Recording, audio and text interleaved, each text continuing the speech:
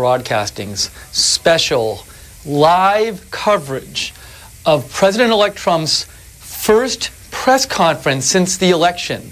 It's also his first press conference. I've seen different numbers quoted, 167 days, 168 days, about 6 months. But anyway, so first press conference about 6 months, first one since the election. We are bringing it to you live on Right Side Broadcasting. And also, we have our correspondent, Liz Willis, at the press conference. She's got like front row seats, or front row standing position. She just tweeted us her picture of where she is. And she will be asking a question on behalf of Right Side Broadcasting at the press conference. So we are super excited about this. And we're actually just super excited about the press conference. So like, even if we were just like normal citizens and we were at home, we would be excited about the press conference. But we're covering it live, and we're so excited to bring it to you. So we're going to be here in the run-up to the press conference. I'm going to be here discussing some stuff and getting your comments about and questions about the press conference and your thoughts about what it's going to be like. And then we're going to cover it. We're going to go to when the press conference starts, we're going to go to it full screen live. And then after, we might even stick around after and do some stuff after. I think we're going to try to get Liz Willis on the phone in some sense after the press conference. So don't run away after the press conference. I think we got more coming for you. So I can't 100% promise it, but I think we're going to do something. We're going to try our best. But so excited for this press conference. This is now the press conference pre-show, I guess you could call it, here at Right Side Broadcasting. I am Steve Lookner. Now, I would love to hear from you during this pre-show for the press conference. And the way you can communicate with me is you can go on Twitter and you can direct message me. I am at Lookner, at Lookner. So you can go to Twitter, direct message me, and then if you have a comment about the press conference, something you're looking forward to, a question you hope President-elect Trump might answer, something you're interested in seeing what he's going to talk about, a concern you might have, a response to the events of the day, a response to we had the Sessions hearings yesterday, the Jeff Sessions confirmation hearings. I think the Rex Tillerson one is going on right now. Sorry, it's been so busy here. I've been trying to keep my eye on both the press conference stuff and the TV. So any of that stuff, any kind of comments, questions you have, we would love to get your input during this pre-show. We want to hear from you about what you think about the upcoming press conference. So go on to Twitter. I'm at Lookner, at Lookner. Send me a direct message. Even if you're not following me, I can get your message, and I will look down periodically here and see what we got in the inbox, and I'd love to hear from you about what your thoughts are on the press conference. So I want to begin today by talking about something that it's really in the news a lot today, and to me, it's one of the chief interesting things about the press conference. So if you haven't been paying attention to the news this morning, to catch you up, you might have heard, something came out last night that all the news networks reported on. And what basically happened is this. There had been this document floating around for several months. And what this document supposedly was a file. Supposedly, it was a file made up by someone who claimed to be former British intelligence. And what this file was a bunch, I think it was about 30 pages, of info on Donald Trump, which contained like some compromising info about him, supposedly. And supposedly this file was prepared as like someone paid for this, like I don't know if it was like the Clinton campaign or the Democrats, someone had paid for this as opposition research. So the idea here is that the story is that somebody hired this guy who was formerly British intelligence to put together an opposition file on Donald Trump. So that's the story. That's the story of what this file is. And this file has certain allegations about Trump. And all this happened so fast, and I apologize to you. I'm going to be honest with you.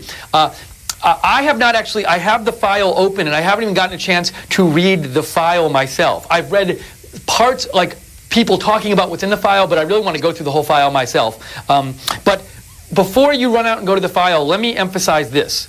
I haven't finished my story yet to catch you up about all this.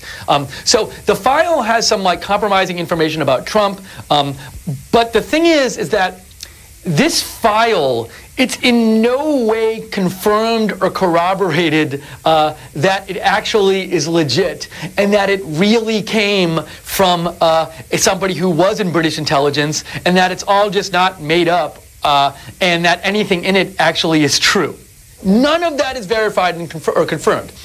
And actually, this file has been out in the press for several months. A bunch of media outlets have had copies of this file, and they have refused to report on it. So I actually made some notes here. Let me call up my notes because I wanted to talk to you about this. So I do know that if I'm remembering right from this morning, then both the New York Times and CNN had this file, and they would not report on specific allegations. So a bunch of media outlets that, believe me, would have loved to have reported the allegations in this file about Trump.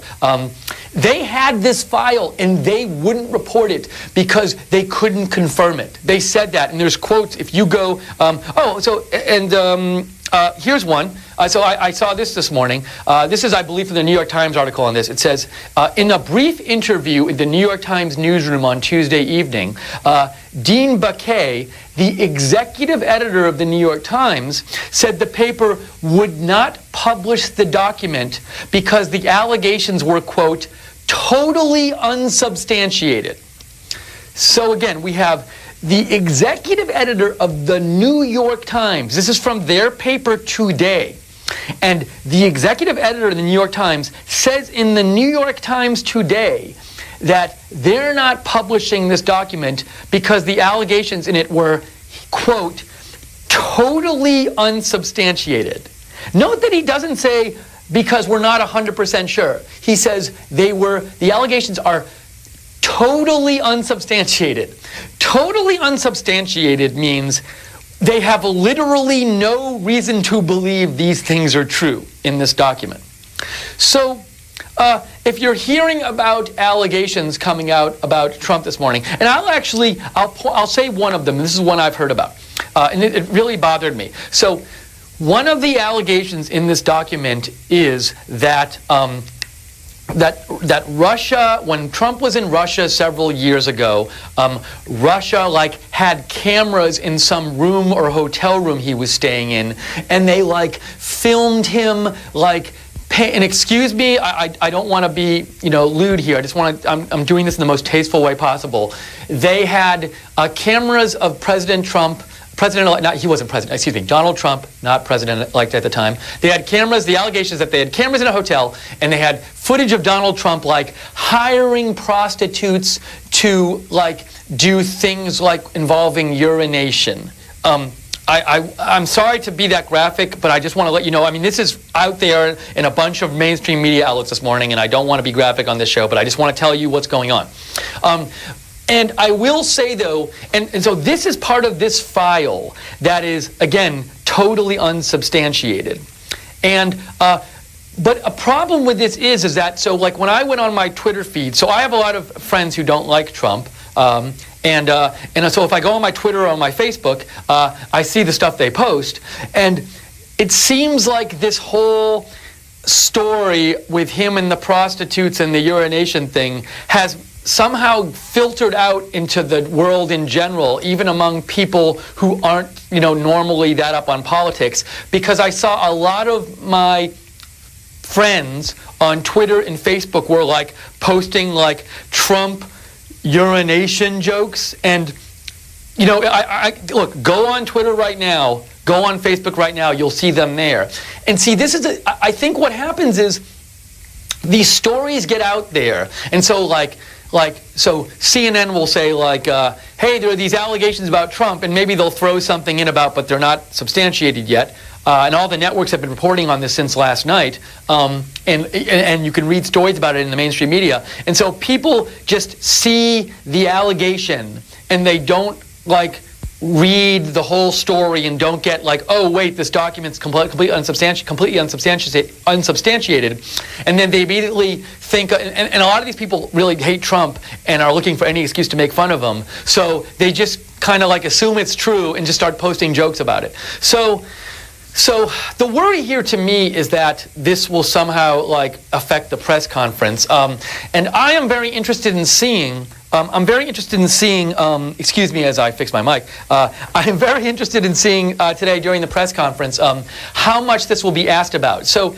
my take on this right now is that this story right now, as of right now, it's like it's one of these nothing burger stories just because there's no confirmation of anything and no substantiation of anything. Now, if later I learn, oh wait, here's some evidence that this document is legitimate, I'm always open to accepting whatever is presented as long as it comes from a legitimate source and it's been corroborated. So, look, if it turns out that any allegation against anybody, including these allegations against President-elect Trump, are true, I will embrace them. I'm not going to fight things that have been proven. But as of right now, my take on this is that this information is unsubstantiated as of now, and all it is rumors. And what I'm interested in seeing is, does this stuff get asked about a lot at the press conference? I have to imagine somebody's going to ask about it there. I can't see how they won't. The news media loves this stuff, the mainstream media, because it's like, oh, it's like salacious, so it's salacious, so they think people love to watch that stuff. Also, it's negative stuff potentially about Trump, so they think people love to watch that stuff, especially a lot of their target audience, who's leaning liberal. So my concern is that they're going to be, the first 2 or 3 questions in this press conference is going to be about this thing. And if that happens, how will President-elect Trump react to this? I think he probably knows it's coming, but I'm guessing he is. So President-elect Trump, you should go on his website, not his Twitter feed if you haven't, and see. He tweeted out a bunch of tweets in the last 24 hours about totally denying this and saying it's fake news. And I wonder just if somebody, not only if they ask about this once, but let's suppose like 2 or 3 reporters ask about this and they keep pressing him on it and they won't let it go. Will he get mad? Because I think anybody in his position, if you ask them enough about this stuff, because I think he probably wants to talk about a lot of different issues. I mean, he's having this news conference, and I'm sure he wants to talk about like his different policies and the confirmation hearings and stuff. And if they keep asking him about this unsubstantiated document, is he just going to get angry? I think he'll have to try to rein himself in, because I think it'd be natural to get angry. So that is one of the things I'm watching for, and I wish we didn't have to watch for that. I wish this whole issue wasn't around today, but it's like breaking at the perfect moment in the sense of perfect to interfere with the press conference. So let's see what happens. Okay, so what I want to do now is, first of all, remind you, we're Right Side Broadcasting. We're going to have the live feed of President Trump's first press conference after the election coming up right here. You don't even have to turn the channel. It's right here. You don't have to go to another site. It's right here. You're going to see it. The whole thing, we're carrying it for you. And this right now is the pre-show. We're in the pre-show for leading up to the Donald Trump press conference. And our own reporter, Liz Willis of Right Side Broadcasting, is at the press conference right now. She's standing there. She is prime seating, and she is going to ask a question of President Trump. We're so excited for this. So if you want to comment on what's going on today, and I see some people have been asking me some questions, which I'll get to in a moment. So I'd love to hear from you during this pre-show. What are your questions about the press conference? What do you think is going to happen? What are you looking forward to? What are you hoping he'll talk about? Go to Twitter, but direct message me. So I see a bunch of people are replying to, I think, tweets I've made, but it's what I'm looking, it's a little hard for me to find those when I go in my iPad here. So the easiest thing, what you should do is go to Twitter, go to @Lookner, @LOOKNER, and just direct message me. Direct message me, and I will get your message, and I can read your messages. So I want to hear what you have to say. So, okay, so I have a comment here, right here.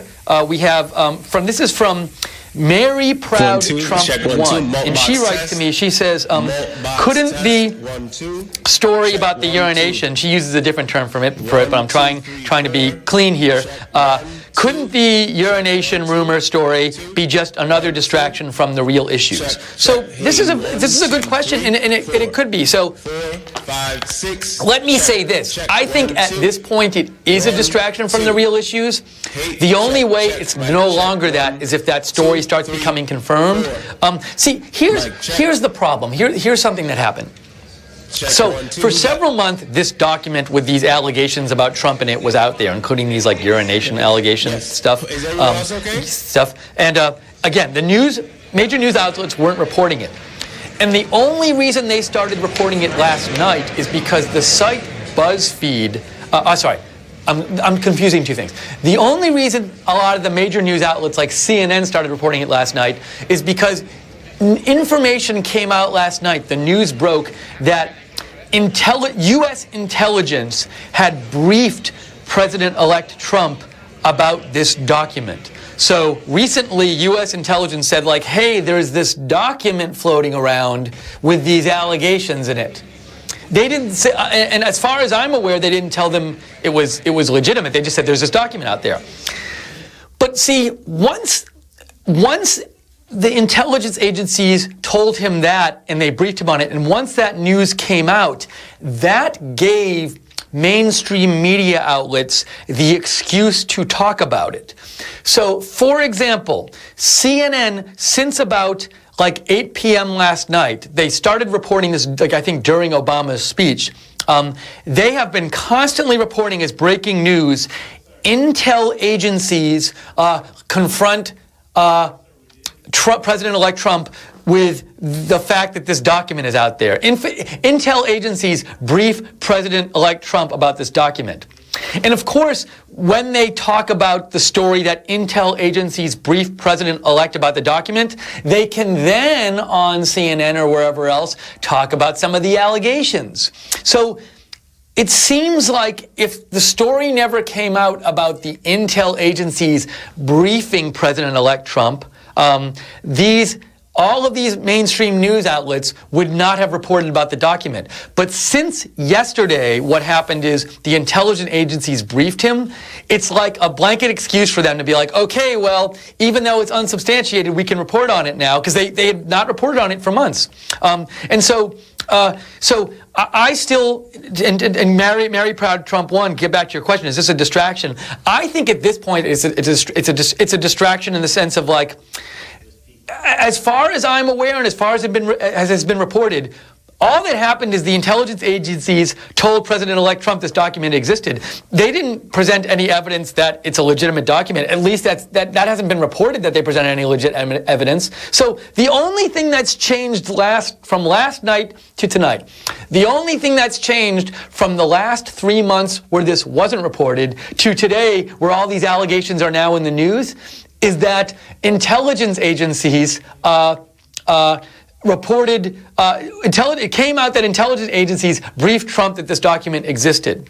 Now, one other thing that did change is that the site BuzzFeed published this entire document. And I want to say something about this, but as I do, I just want to confirm that they published it like yesterday or today. So excuse me while I go into my BuzzFeed here. I'm going to BuzzFeed.com and I'm looking it up, and it says, okay, so this document was published Tuesday night by BuzzFeed News.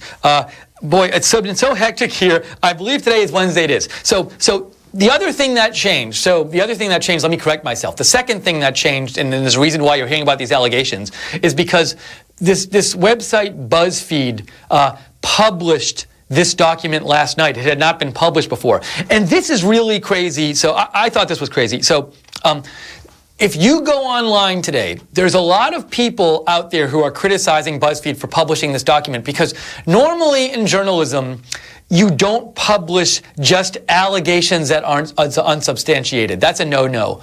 You don't publish like rumors about someone if there's no evidence to back them up. If it didn't come from like a source you can verify, or you don't just say like you don't just publish things that say like person X did Y with no evidence to back it up, because at a certain point that's just like you're just throwing things out there with no evidence, and you're just spreading rumors without anything to back them up.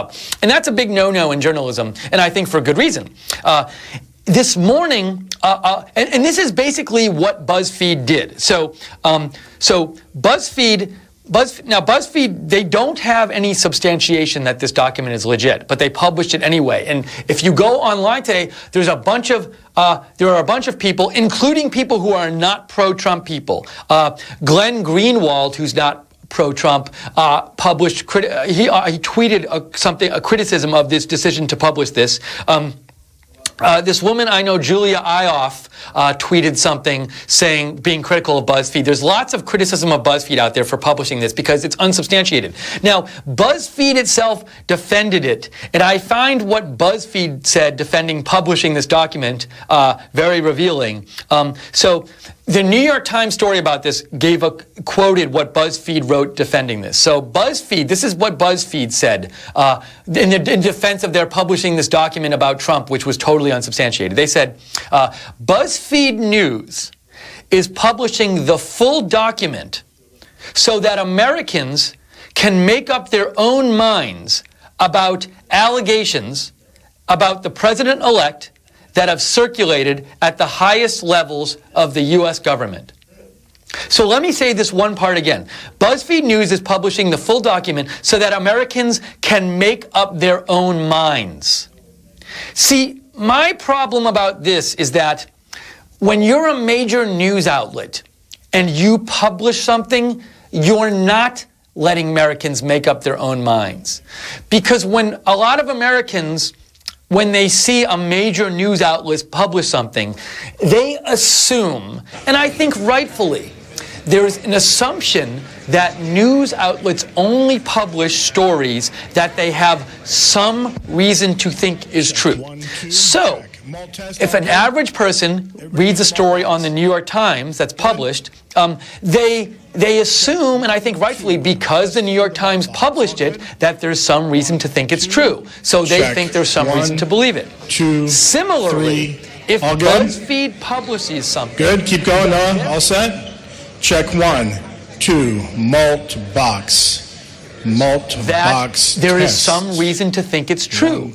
But there isn't any reason to think it's true, at least not that we're aware of. So when BuzzFeed publishes this, they imply to Americans that there is reason to think it's true. So they're no longer letting Americans make up their own minds, because they're sort of trying to make up Americans' mind for them. Because in the act of publishing it, they're suggesting to Americans it's true, just by publishing it, instead of, but they know it's not true. So you might say they're like biasing Americans in a way. If they were really letting Americans make up their own minds about this, they wouldn't do anything. Check 2, malt box. Check 1, 2, 3, 4. Good? Okay, thank you. By publishing it, they're trying to help make Americans' minds up for them. And one other quote I want to say from BuzzFeed, and this really bothered me. So BuzzFeed, apparently there was concern within the BuzzFeed office that this shouldn't be published. And there was a memo that went out to everyone who works at BuzzFeed, an internal memo. And I should say, I don't know if it went out to literally everyone who works there, but it was an internal memo, so I know it was that. And this internal memo, part of what it said was this. This was an internal memo in BuzzFeed explaining why they published this unsubstantiated document. And it said, and it's called, they say dossier, a folder of information. So the word dossier is in this quote. This internal memo said this: publishing this dossier reflects how we see the job of reporters in 2017. Let me say that again. This is what BuzzFeed said in their internal memo. Publishing this dossier reflects how we see the job of reporters in 2017. So I guess this means that BuzzFeed sees the job of reporters in 2017 to literally put information out there that in no way is corroborated. How are they even reporters if they're doing that? Like, are they even reporting, or are they just throwing stuff on their website? I mean, it's like, if you're willing to just publish anything you see written on any piece of paper or typed on any, or on any you see on any computer screen without at all verifying it, is that really reporting anymore? And is that the job of reporters in 2017? It seems like if they think that's the job of reporters in 2017, they think that in 2017 there's no longer like the institution of journalism as we know it no longer exists. So, anyways, I'm bothered by this BuzzFeed thing, and I'm spending so much time on it just because it's so out there today. Turn on the news, you'll see it. Look in all the major newspapers online, you'll see it. And I'm worried that it's going to come up at the press conference and it threatens to derail things, or at least there will be too many questions about it, and questions that could otherwise be asked about important issues America cares about. So let me go back now to Twitter and see if we have any other comments. Again, you can, if you want to reach out to me, I'd love to hear your thoughts about the press conference. Direct message me on Twitter, @Lookner, @LOOKNER. Please direct message me and don't reply to one of my texts, because it's easier for me to get if you direct message me. Okay, so we do have some messages here. Hold on, though. Let me clean up what's going on my iPad so I can actually make sense of all this. All right. So go to inbox. Let's see here. Again, we are right now waiting for I should say this again. Hold on, I'm trying to do things at once. Let me say this. We're waiting, very exciting, for Donald Trump's press conference, his first press conference as president-elect after the election. We're carrying it live here. It's scheduled to start in about 16 minutes. Now, if you've been following the Trump campaign, you know sometimes he starts things a bit late. So, if you tune in, and if you're watching and it gets to, the top of the hour and he hasn't started yet, I wouldn't worry about it. He's going to be there. So let's see. Oh, see, BuzzFeed is now killing. This is what's happening right now. BuzzFeed has done something bad to my iPad. I have to restart Safari. I think BuzzFeed has. Maybe it hasn't. But whenever I try to open up my Twitter account and I try to open my Twitter messages, all I'm getting is this BuzzFeed story. Now that I closed BuzzFeed, I can open up my Twitter messages. I don't know if that had anything to do with it, but anyways, it worked. Okay, we have some feedback here. Someone named Mr. Chachid out there says.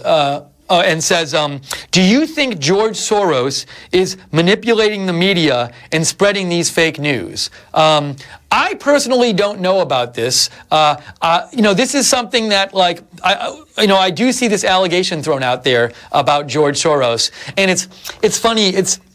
George Soros is he's one of these mysterious figures where it's I'm aware that he funds lots of organizations and that he doesn't like Trump, but I do feel also that he's also someone who people suspect a lot of stuff, and I don't like operating on rumor. So I personally will say to you, Mr. Chachin, I don't have information about this, but that's very exciting. I just got a little exciting news here, so I'll tell you in a second. I don't personally know of George Soros manipulating things, but I'm not saying it's not true. I would say if I were you and I wanted to know about this, you have the internet there, I assume, because you're tweeting to me.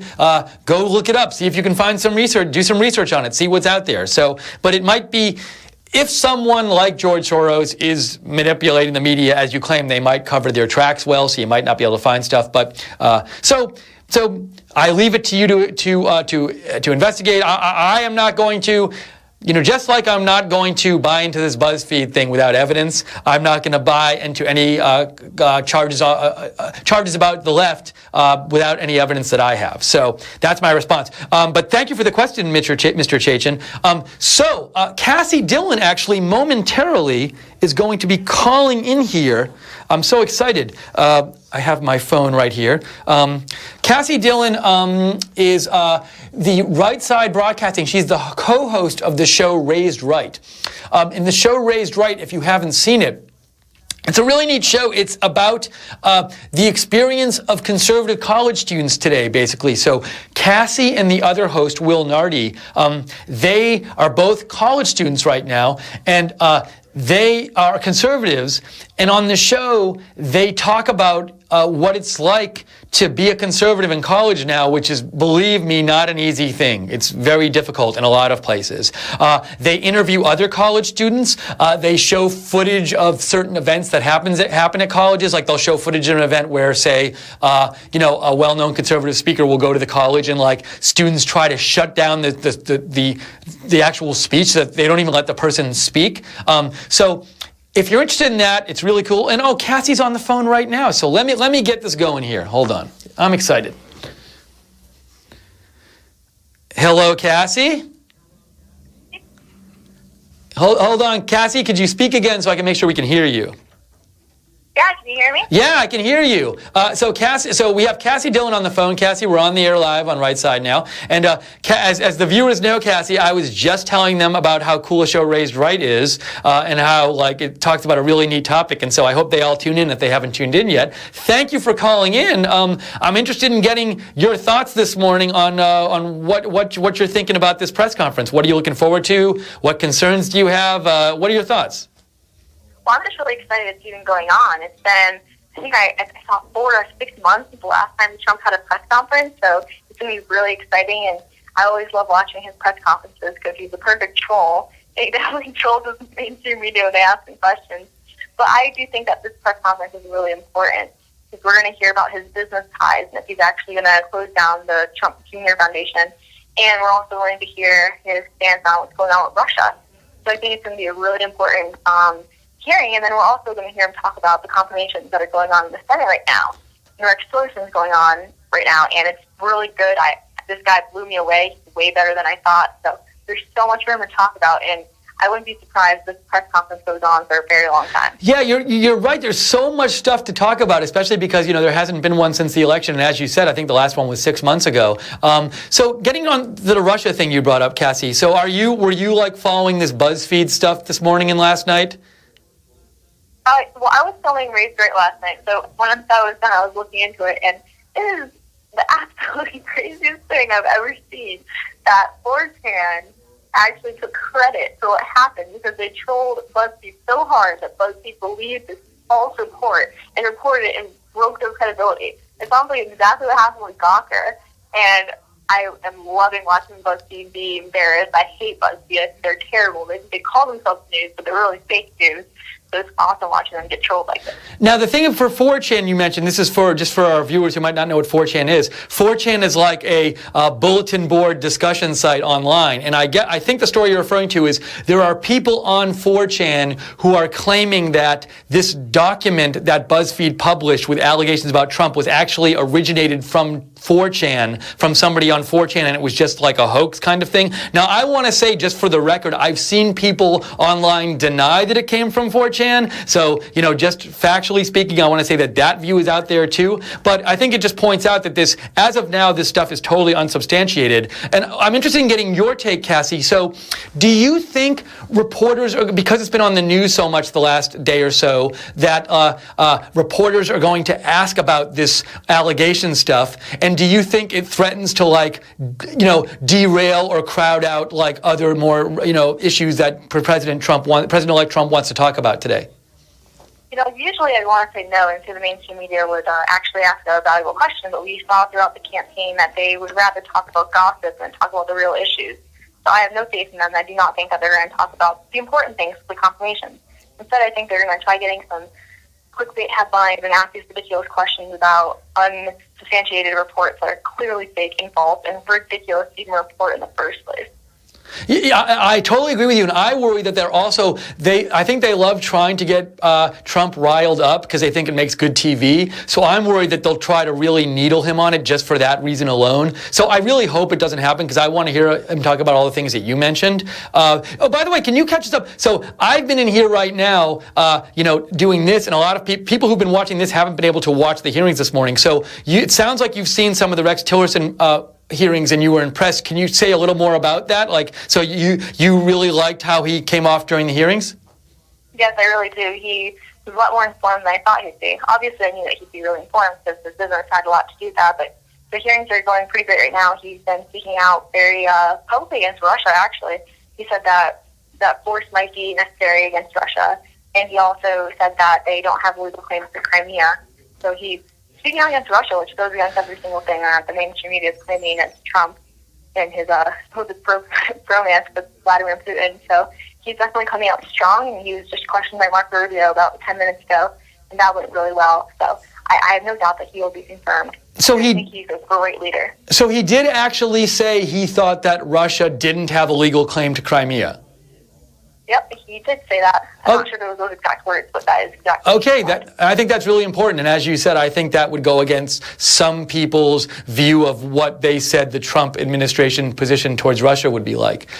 Cassie, I would love to have you talk a bit also. So for those of you who aren't aware, we have like full-on inauguration coverage coming up next week on Right Side Broadcasting. We're going to be covering the inauguration live and also like all the events around it. And one of the people we're going to have there covering it is Cassie Dillon, who's on the phone right now. And Cassie, again, is the co-host of Raised Right on Right Side Broadcasting. Cassie, that's Thursday nights at 7, correct? 7 Eastern? Yes, 7 p.m. Eastern time, yeah. 7 Eastern. So Thursday nights at 7, watch Raised Right. You can also watch the past episodes on our YouTube site at Right Side. Cassie, can you say a little bit about the kind of stuff you're going to be covering at the inauguration? Well, the inauguration is going to be one giant mess. DC is already preparing for it. The metro's going to be packed. So if any of you guys are planning on coming to the inauguration, definitely plan ahead. But while we're there, we're definitely going to be giving some live coverage. We'll be showing the crowds, as we always do. And we'll be talking about what's going on. I'm sure we'll see some protesters, even though they're going to be pushed pretty far back towards the Lincoln Memorial. So you won't be able to see them too much. But we'll definitely get some footage of them and post it on later. But basically, we'll just talk about what's going on, and we'll give you guys a more entertaining feed than what you'll get from other outlets. And we'll try talking to people in the crowd, and it's going to be a really, really good time, and it's going to be historic. And are you going to any of the other events besides the ceremony itself? Yes, of course. I am going to all of the events. I'm going to the parade. I'm going to the balls. I'll be going maybe to the morning prayer conference or the prayer session, and then we'll also be going to the Deplore Ball on the day before the inauguration. So that's really cool. So you're going to Deplore Ball, and Will Nardi will be going with you? Yep, that is exactly what we'll be going. And you guys will have like a camera there with you, so you can show footage like live from the Deplore Ball? Of course, and I'll have a special interview lined up. I'm not going to say who it is now. Ooh. It'll be a very special interview, and it'll be with a really big name. That's really awesome. So I'm looking forward to watching that myself. So please tune in and watch Cassie next week and all of our other coverage on the inauguration. So Cassie, I will let you go because I know you're a busy person. Anything else you want to say about quickly about I'd love to get your take on what are you sort of most interested in hearing about in the press conference coming up? I really want to hear about Russia and his stance to Russia, because that's one of the main things that concerns me about Trump. So I guess we'll hear what happens with that, and I really hope you guys all watch our coverage, and definitely tune in to Raised Right on Thursday. So thank you for having me. Thanks, Cassie. Cassie, by the way, what's your Twitter account? At Cassie Dillon. Follow at Cassie Dillon. She posts lots of cool stuff. Cassie, thanks so much for calling in, and we look forward to seeing you next week at DC. Thank you for having me. All right, bye. That was awesome of Cassie to call in. I love when Cassie calls in. She's so good. See, if I didn't say that, I wouldn't just say that. If I didn't think she was good, I would just say thanks for calling in. But she's great when she calls in. We have about, all right, so my watch says 9:55 Central Time, 10:55 Eastern, which means there's 5 minutes to the scheduled of the press conference that Donald Trump will be giving, the President-elect Trump, his first press conference since the election, his first press conference in about 6 months. We are going to be carrying it live. Right here, when it starts, I will magically vanish and we will go full screen with the Donald Trump press conference. We are there, and our reporter, Liz Willis, is there. She is there right now. And she's not like in the back. She's like in the front. She sent out this picture before. She is an awesome place to stand with all the other reporters. And she is going to get to ask a question on behalf of Right Side Broadcasting. We are so excited about this. I am excited. So can't wait. But of course, it may start a little late. These things can always start late. So we'll keep going here. And I also, you guys sent a bunch of of messages. You can message me during the pre-show. Go to Twitter at Lookner, at Lookner. Send me a direct message and I can get it here. So let me look at some of the questions you guys have and comments you guys have sent in.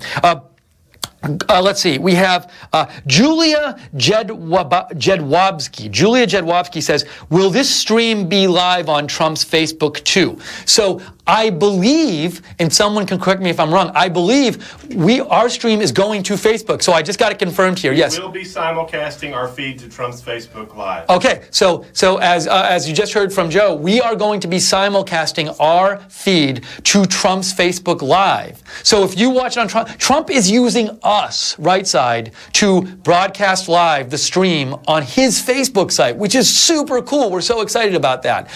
So you can go to YouTube or you can watch our feed on Trump's Facebook site. We have Wayne Dupree calling in live now in just a few minutes, if you're okay with that. Oh, yeah, it's great. That's awesome. Okay. Also, thank you all for watching, tuning in. You guys are amazing. Hey, the other feeds out there, they're all...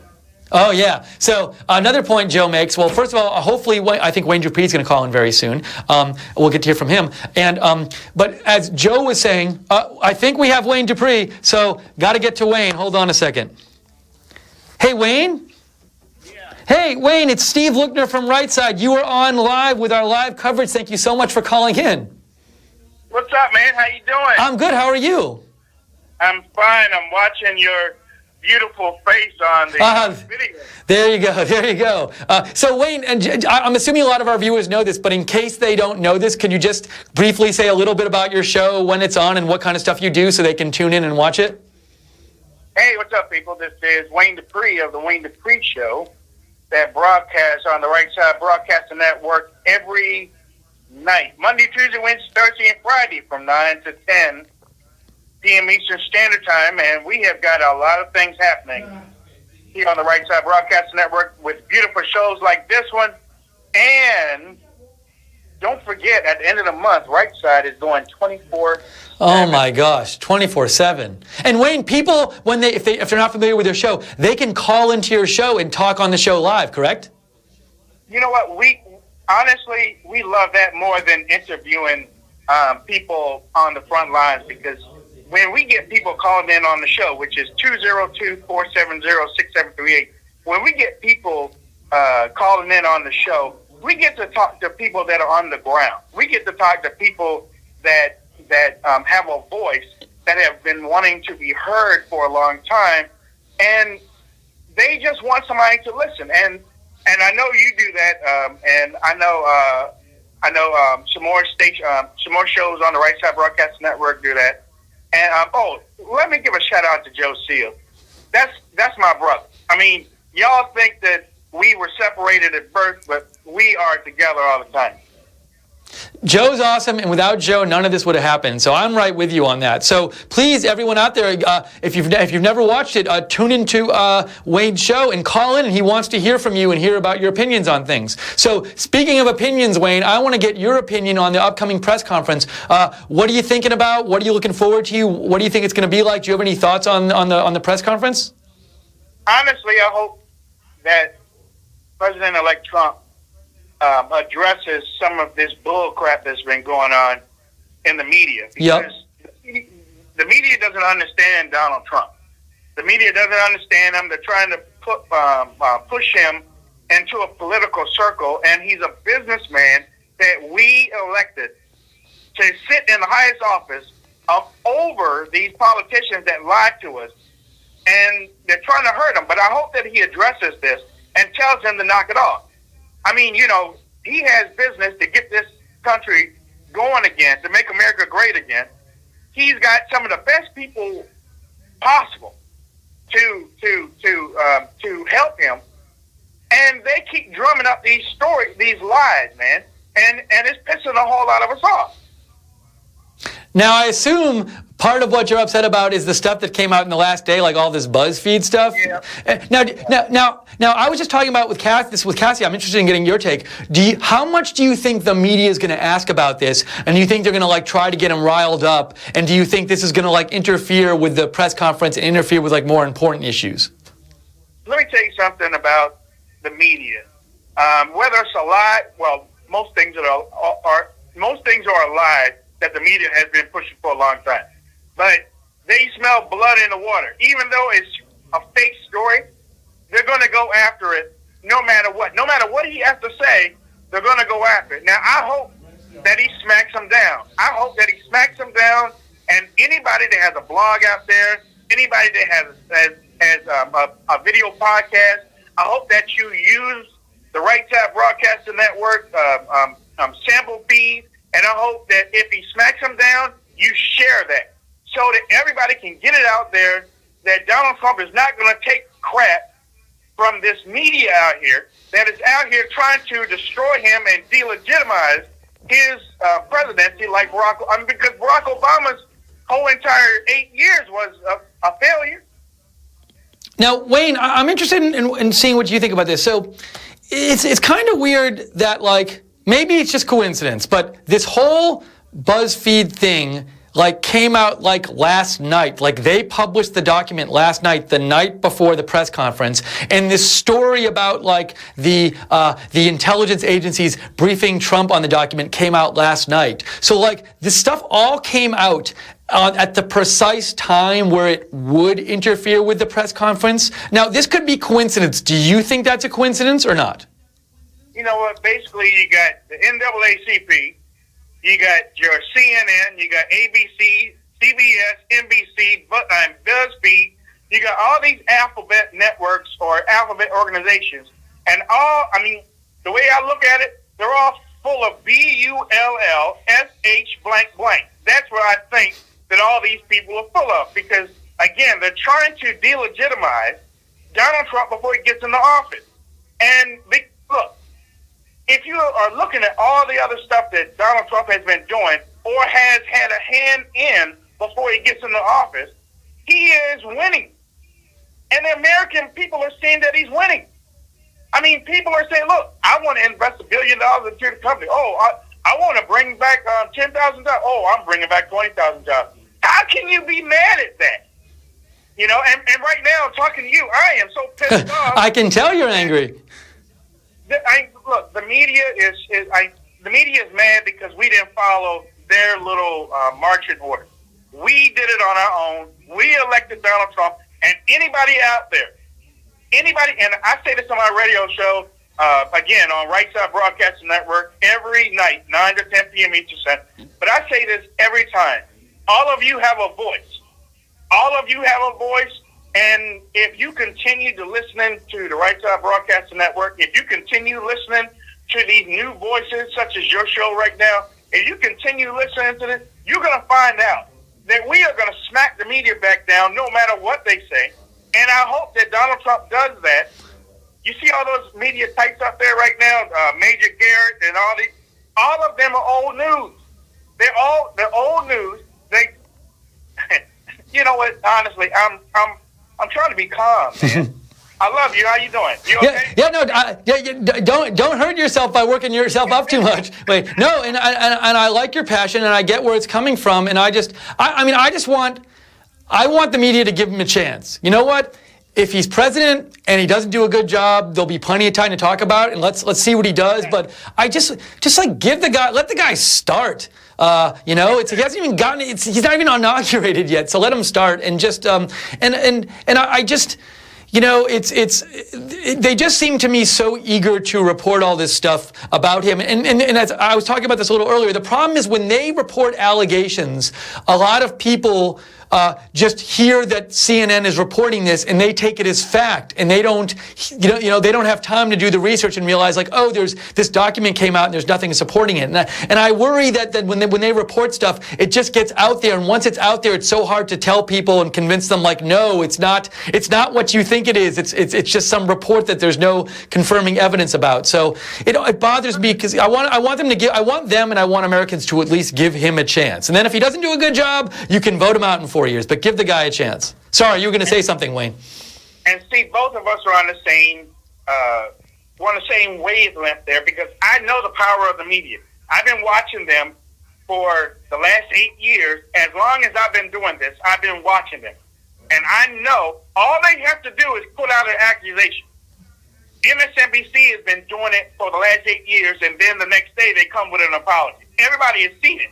But what happened last night is that this story grew tarantula legs all over social media. This thing blew up as quick as possible, and BuzzFeed had the audacity to say, well, we can't confirm some of this stuff, but I tell you what, though, we feel that we have to put it out there, and then we will find out if things are real. It almost sounds like what Pelosi Galore did with Obamacare. Well, we'll sign it to find out. Put it out to find what's in it.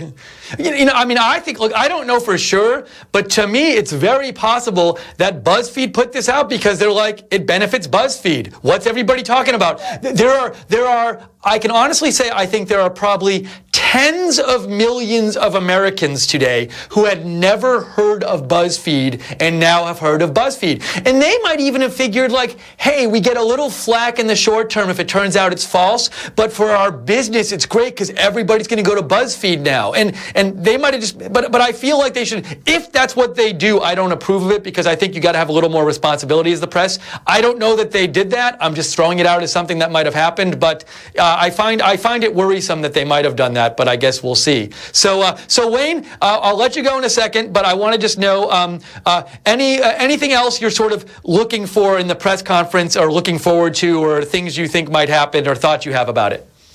Honestly, I really hope, again, that Donald Trump really goes. I mean, if he's pointed, or if they go after him on this, I really hope he starts to call out names. I hope he calls out Rick Wilson. I hope he calls out Evan McMullin. I hope he calls out, of all people, Senator John McCain. That's how the thing got to Obama in a dossier or whatnot. Those people are the culprits. Those are the people that should also be held accountable for these lies. But I hope that Donald Trump, if they press him, I hope that he takes the handcuffs off. And I don't care. I don't care if the media says, well, that's not acting presidential. Well, basically what the media is doing right now, they're not acting media journalistic-wise either. I mean, if you're going to put that story out there, you better have some backup. And they don't have backup. They have lies. They have unconfirmed, unverified lies. And I am 100% against what the media has done to President-elect Trump. And I'm like you. Give him the first 100 days. Let's see what he does. If things are rolling at the first 100 days, we will be in office for at least the next 16 years. If things aren't, and I ask everybody out there that's watching Right Side Broadcasting Network right now, you need to hold him accountable. Hold President Trump accountable. But also support Right Side Broadcasting Network. Support this beautiful network because we're going to be holding him accountable here on this show, on the Wayne Dupree Show, and I look forward to seeing y'all tonight. We're going to have call-ins tonight. I want you to call in tonight. I want to hear the same passion that I'm bringing to you right now. I want Americans to bring it so that I can share it with the world. I want y'all to call into this show and let him know some passion. Show some passion. Because if you look like you don't care, then the media is going to run roughshod just like they're trying to do. But I got to go. But one thing is they can't do this. They can't run roughshod over Donald Trump. They might have been able to do it to the other female president, Barack Obama. They might have been able to do it to him. But they can't punk Donald Trump. Well, you hear me? Wayne, I love your passion. I think you've given the viewers a really cool thing to watch for during the press conference, so I'll be watching for it too. Viewers, if you want to talk about this more tonight, call into Wayne's show. He wants to hear what you have to say. Wayne, thank you so much for calling in. What's your Twitter account, Wayne? Wayne Dupree Show. Wayne Dupree Show. I'll be looking forward to hearing y'all later on tonight.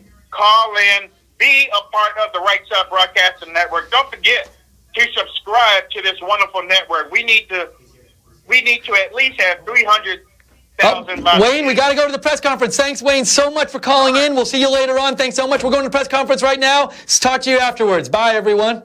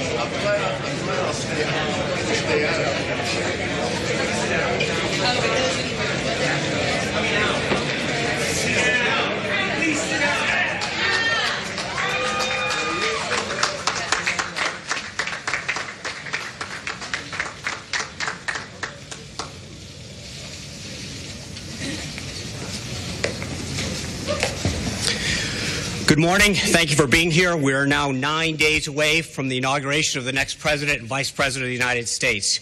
It's an opportunity to be here today to allow the President-elect to take your questions.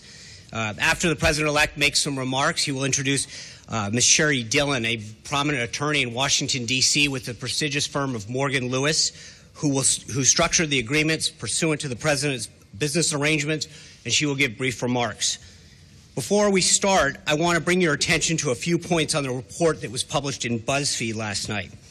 It's frankly outrageous and highly irresponsible for a left-wing blog that was openly hostile to the President-elect's campaign to drop highly salacious and flat-out false information on the Internet just days before he takes the oath of office. According to BuzzFeed's own editor, there are some serious reasons to doubt the allegations in the report. The executive editor of the New York Times also dismissed the report by saying it was, quote, totally unsubstantiated, echoing the concerns that many other reporters expressed on the Internet. The fact that BuzzFeed and CNN made the decision to run with this unsubstantiated claim is a sad and pathetic attempt to get clicks. The report is not an intelligence report, plain and simple. One issue that the report talked about was the relationship of three individuals associated with the campaign. These three individuals, Paul Manafort, Michael Cohen, and Carter Page. Carter Page is an individual who the President-elect does not know and was put on notice months ago by the campaign. Paul Manafort has adamantly denied any of this involvement, And Michael Cohen, who is said to have visited Prague in August and September, did not leave or enter the United States during this time. We asked him to produce his passport to confirm his whereabouts on the dates in question, and there was no doubt that he was not in Prague. In fact, Mr. Cohen has never been in Prague. A new report actually suggests that Michael Cohen was at the University of Southern California with his son at a baseball game. One report now suggests that apparently it's another Michael Cohen. For all the talk lately about fake news, this political witch hunt by some in the media is based on some of the most flimsy reporting, and it's frankly shameful and disgraceful. With that, it is my honor to introduce the next Vice President of the United States, Mike Pence.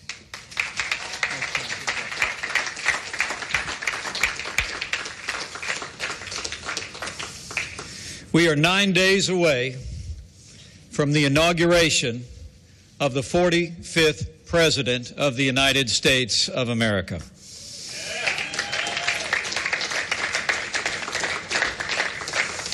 I am profoundly honored and humbled that I will take the oath of office to serve as Vice President of the United States 9 days from today, but I'm even more honored to stand shoulder to shoulder with a new president who will make America great again.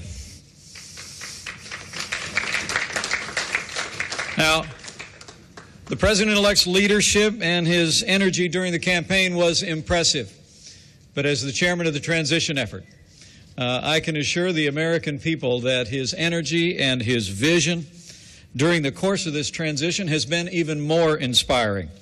To see the way he has brought together men and women of extraordinary capability at a historic pace in this cabinet. 19 of the 21 cabinet officials have been announced, 9 committee hearings already scheduled, 7 more soon to go on the books in the next several days. And it is a compilation of men and women with an unprecedented caliber of leadership and background to help this administration move our nation forward.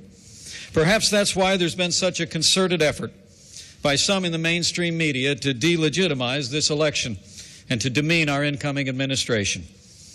You know, I have long been a supporter of a free and independent press, and I always will be. But with freedom comes responsibility. And the irresponsible decision of a few news organizations to run with a false and unsubstantiated report when most news organizations resisted the temptation to propagate this fake news can only be attributed to media bias, an attempt to demean the president-elect and our incoming administration, and the American people are sick and tired of it.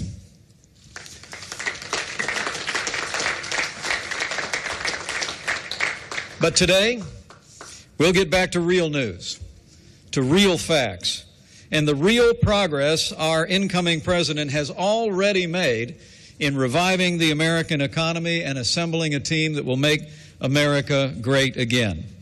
And we'll hear from the president-elect about issues that are of paramount importance to the American people today.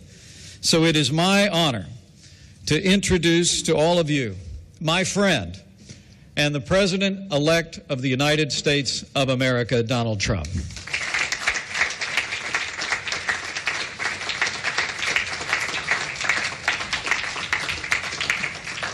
Thank you very much. It's very familiar territory, news conferences, because we used to give them on a almost daily basis. I think we probably maybe won the nomination because of news conferences, and it's good to be with you.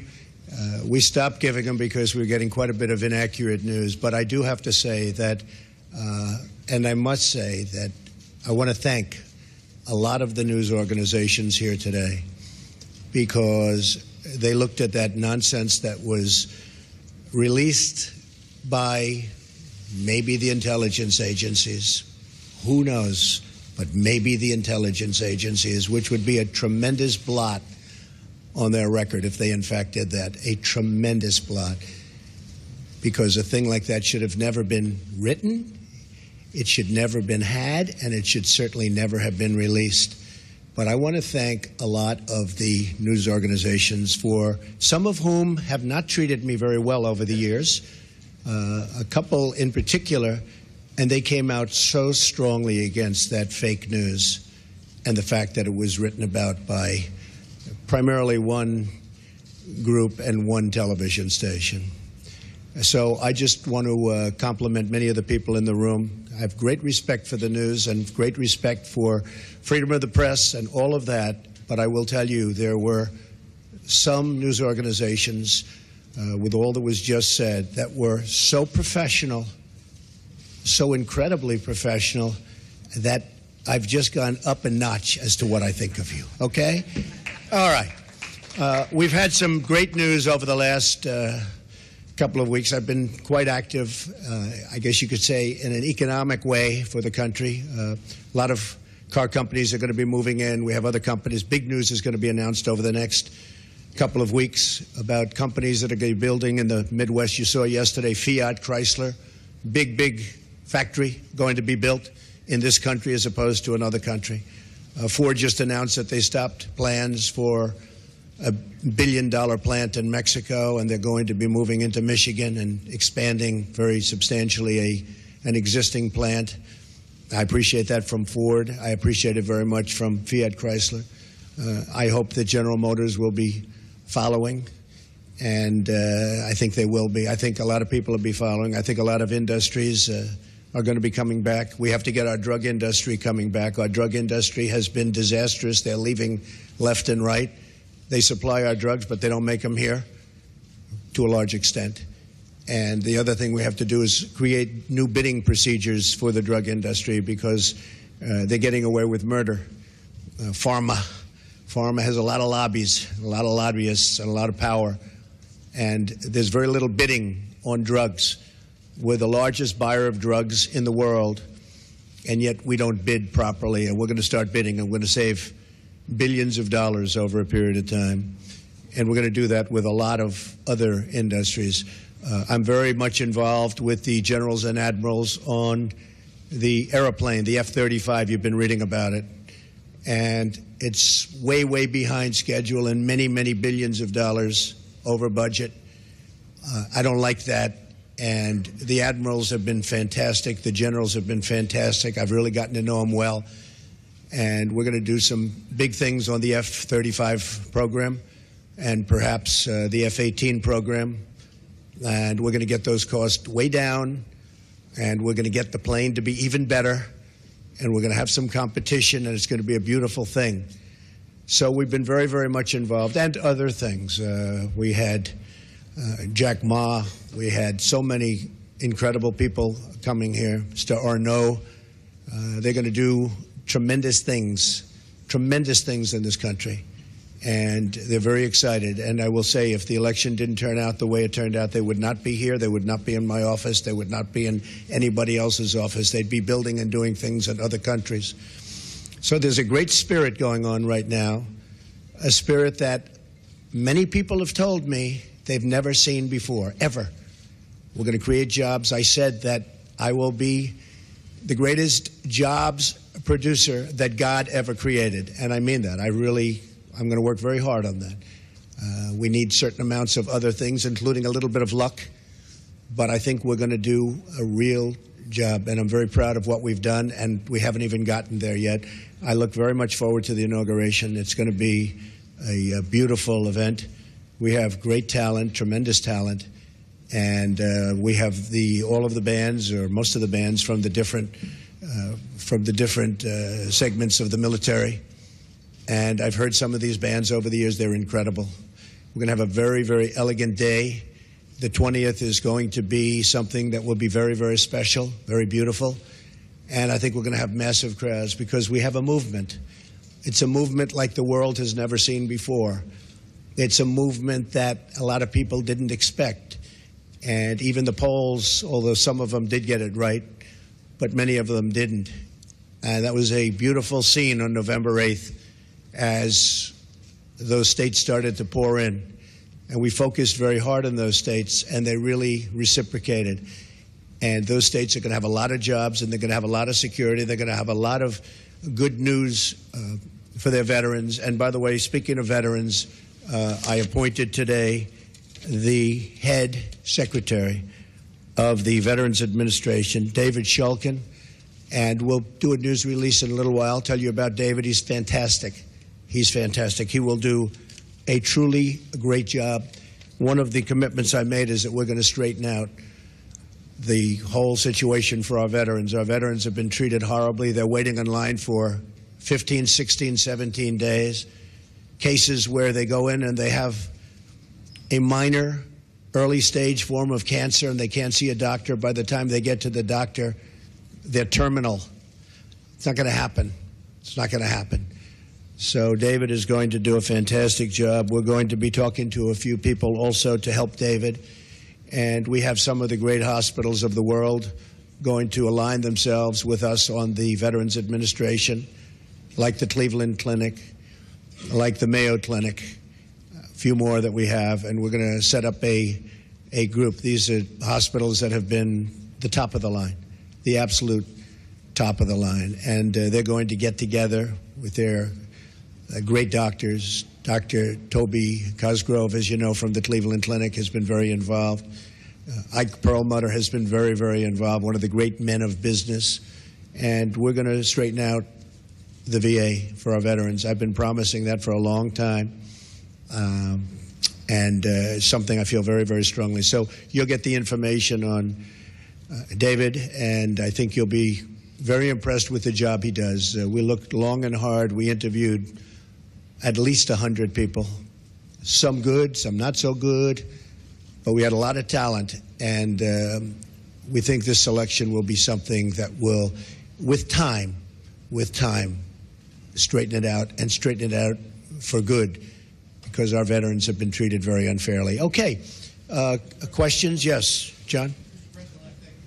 Thank you.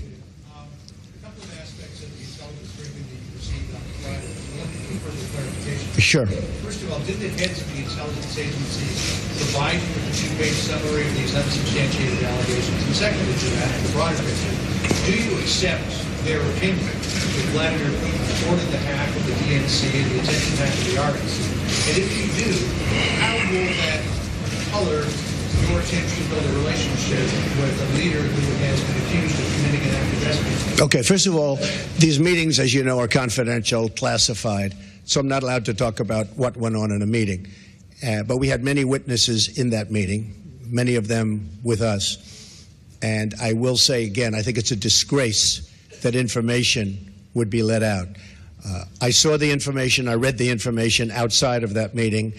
It's all fake news, it's phony stuff. It didn't happen. And it was gotten by opponents of ours, as you know, because you reported it, and so did many of the other people. It was a group of opponents that got together, sick people, and they put that crap together. So I will tell you that not within the meeting, but outside of the meeting, somebody released it. It should never have been, number one, shouldn't have even entered paper, but it should never have been released. But I read what was released, and I think it's a disgrace. I think it's an absolute disgrace. As far as hacking, I think it was Russia, but I think we also get hacked by other countries and other people. And I can say that, you know, when we lost 22 million names and everything else that was hacked recently, they didn't make a big deal out of that. That was something that was extraordinary. That was probably China. We have much hacking going on. And one of the things we're going to do, we have some of the greatest computer minds anywhere in the world that we've assembled. You saw just a sample of it 2 weeks ago up here where we had the 6 top people in the world. They were never in the same room together as a group. And we're going to put those minds together, and we're going to form a defense. And I have to say this also. The Democratic National Committee was totally open to be hacked. They did a very poor job. They could have had hacking defense, which we had. And I will give Reince Priebus credit, because when Reince saw what was happening in the world and with this country, he went out and went to various firms and ordered a very, very strong hacking defense. And they tried to hack the Republican National Committee, and they were unable to break through. We have to do that for our country. It's very important. How could all of this potentially color your attempt to build a better relationship Well, you know, President Putin and Russia put out a statement today that this fake news was indeed fake news. They said it totally never happened. Now, somebody would say, oh, of course he's going to say that. I respected the fact that he said that. And I'll be honest, I think if he did have something, they would have released it. They would have been glad to release it. I think, frankly, had they broken into the Republican National Committee, I think they would have released it, just like they did about Hillary and all of the horrible things that her people, like Mr. Podesta, said about her. I mean, what he said about her was horrible. If somebody said about me what Podesta said about Hillary, I was the boss, I would have fired him immediately, or that person, because what he said about her was horrible. But remember this, we talk about the hacking, and hacking's bad, and it shouldn't be done. But look at the things that were hacked. Look at what was learned from that hacking. That Hillary Clinton got the questions to the debate and didn't report it? That's a horrible thing. That's a horrible thing. Can you imagine that if Donald Trump got the questions to the debate, it would have been the biggest story in the history of stories, and they would have said, immediately you have to get out of the race. Nobody even talked about it. It's a very terrible thing. Yeah.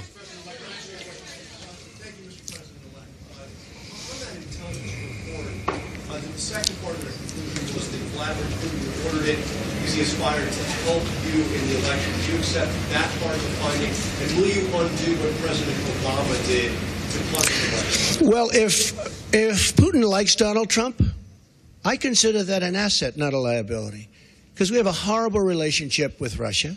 Russia can help us fight ISIS, which, by the way, is number one tricky.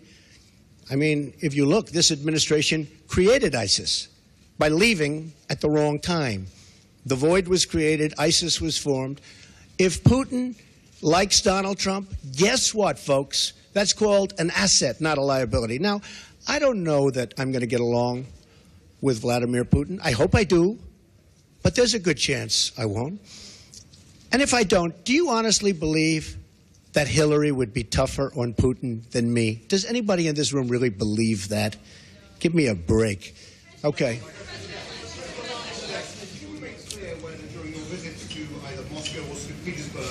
You engaged in conduct that you now regret, and that a reason. No, I didn't. Well, let me tell you. Yeah. Let me just tell you what I do. When I leave our country, I'm a very high-profile person, would you say? I am extremely careful. I'm surrounded by bodyguards. I'm surrounded by people. And I always tell them, anywhere, but I always tell them, if I'm leaving this country, be very careful, because in your hotel rooms, and no matter where you go, you're going to probably have cameras. I'm not referring just to Russia, but I would certainly put them in that category. And number one, I hope you're going to be good anyway. But in those rooms, you have cameras in the strangest places. Cameras that are so small with modern technology, you can't see them and you won't know. You better be careful, or you'll be watching yourself on nightly television. I tell this to people all the time. I was in Russia years ago with the Miss Universe contest, which did very well. Moscow, the Moscow area, did very, very well. And I told many people, be careful, because you don't want to see yourself on television. Cameras all over the place. And again, not just Russia, all over. Does anyone really believe that story? I'm also very much of a germaphobe, by the way. Believe me.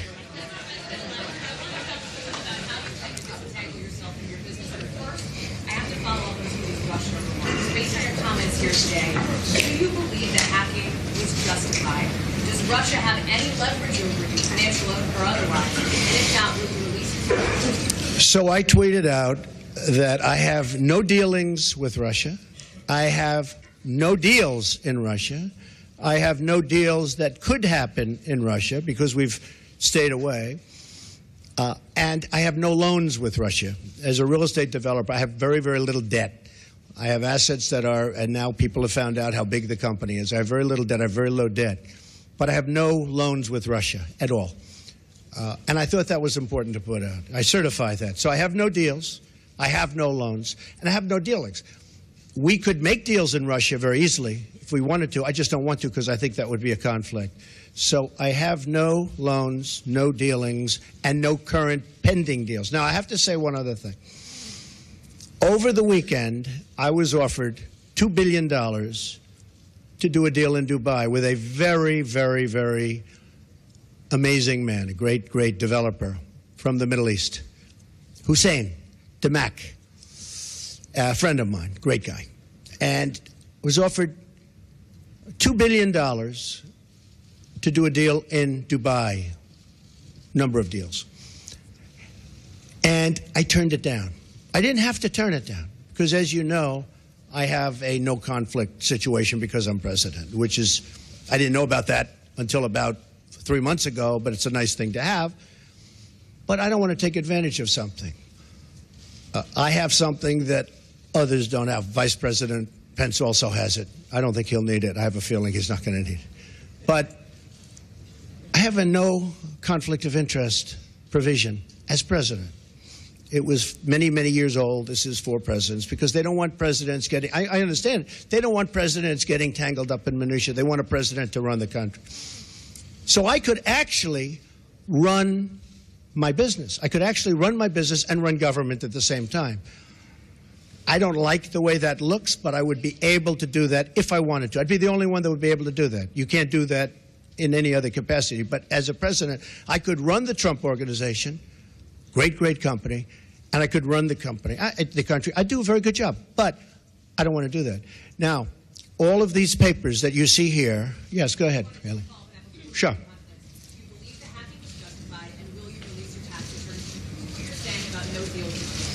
Well, I'm not releasing the tax returns because, as you know, they're under audit. Oh, gee, I've never heard that. Oh, gee, I've never heard that. I've never heard that before. You know, the only one that cares about my tax returns are the reporters, okay? They're the only ones. But no, I don't think so. I won. I mean, I became president. No, I don't think they care at all. I don't think they care at all. I think you care. I think you care. First of all, you learn very little from a tax return. What you should do is go down to federal elections and take a look at the numbers. And actually, people have learned a lot about my company, and now they realize my company is much bigger, much more powerful than they ever thought. We're in many, many countries, and I'm very proud of it. And what I'm going to be doing is my two sons, who are right here, Don and Eric, are going to be running the company. They are going to be running it in a very professional manner. They're not going to discuss it with me. Again, I don't have to do this. They're not going to discuss it with me. And with that, I'm going to bring up Sherry Dillon, and she's going to go, these papers are just some of the many documents that I've signed, turning over complete and total control to my sons. Oops. Good morning. It's my honor and privilege to be here today at President-elect Trump's request. He's asked me, as you just heard, to speak about the conflicts of interest and the steps he's taking. As you know, the business empire built by President-elect Trump over the years is massive, not dissimilar to the fortunes of Nelson Rockefeller when he became vice president. But at that time, no one was so concerned. President-elect Trump wants the American public to rest assured that all of his efforts are directed to pursuing the people's business and not his own. To that end, as he explained a few moments ago, he directed me and my colleagues at the law firm Morgan, Lewis & Bockius to design a structure for his business empire that would completely isolate him from the management of the company. He further instructed that we build in protections that will assure the American people the decisions he makes and the actions that he takes as president are for their benefit and not to support his financial interests. As he said, he's voluntarily taking this on. The conflicts of interest laws simply do not apply to the president or the vice president, and they are not required to separate themselves from their financial assets. The primary conflicts of interest statute, since some have questioned this, is Section 18 U.S.C. 208, and it's simply inapplicable by its terms. And this is not just our interpretation. It's Congress itself who made this clear in 1989 when it amended Section 18 U.S.C. 202 to state that except as otherwise provided, the terms office and employee in Section 208 shall not include the President. Even so, President-elect Trump wants there to be no doubt in the minds of the American public that he is completely isolating himself from his business interests. He instructed us to take all steps realistically possible to make it clear that he is not exploiting the office of the presidency for his personal benefit. He also sought the guidance of individuals who are familiar with and have worked extensively in the fields of government ethics and constitutional law.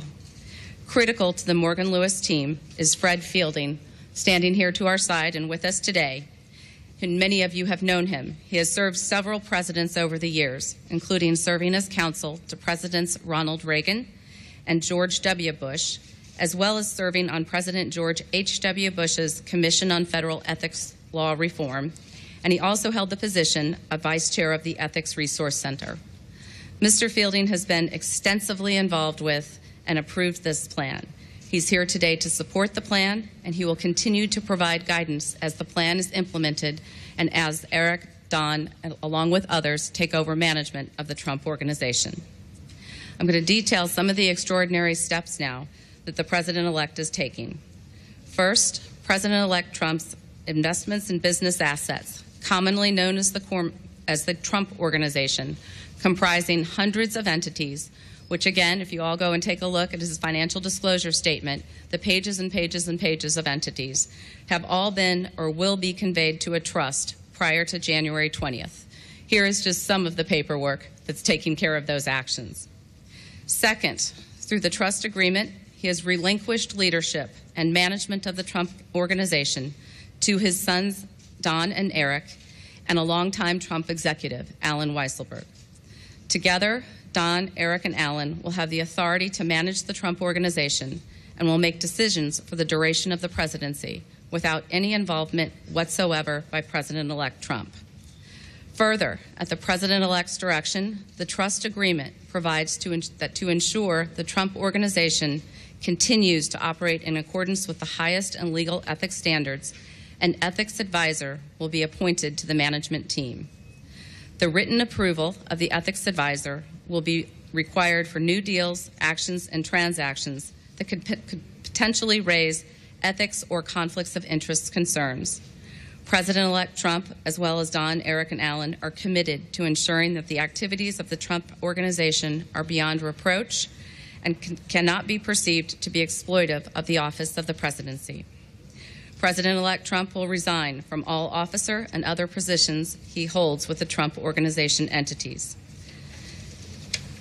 Further, in addition, his daughter Ivanka will have no further involvement with or management authority whatsoever with the Trump Organization. As she and Jared move their family to D.C., Ivanka will be focused on settling her children into their new homes and their new schools.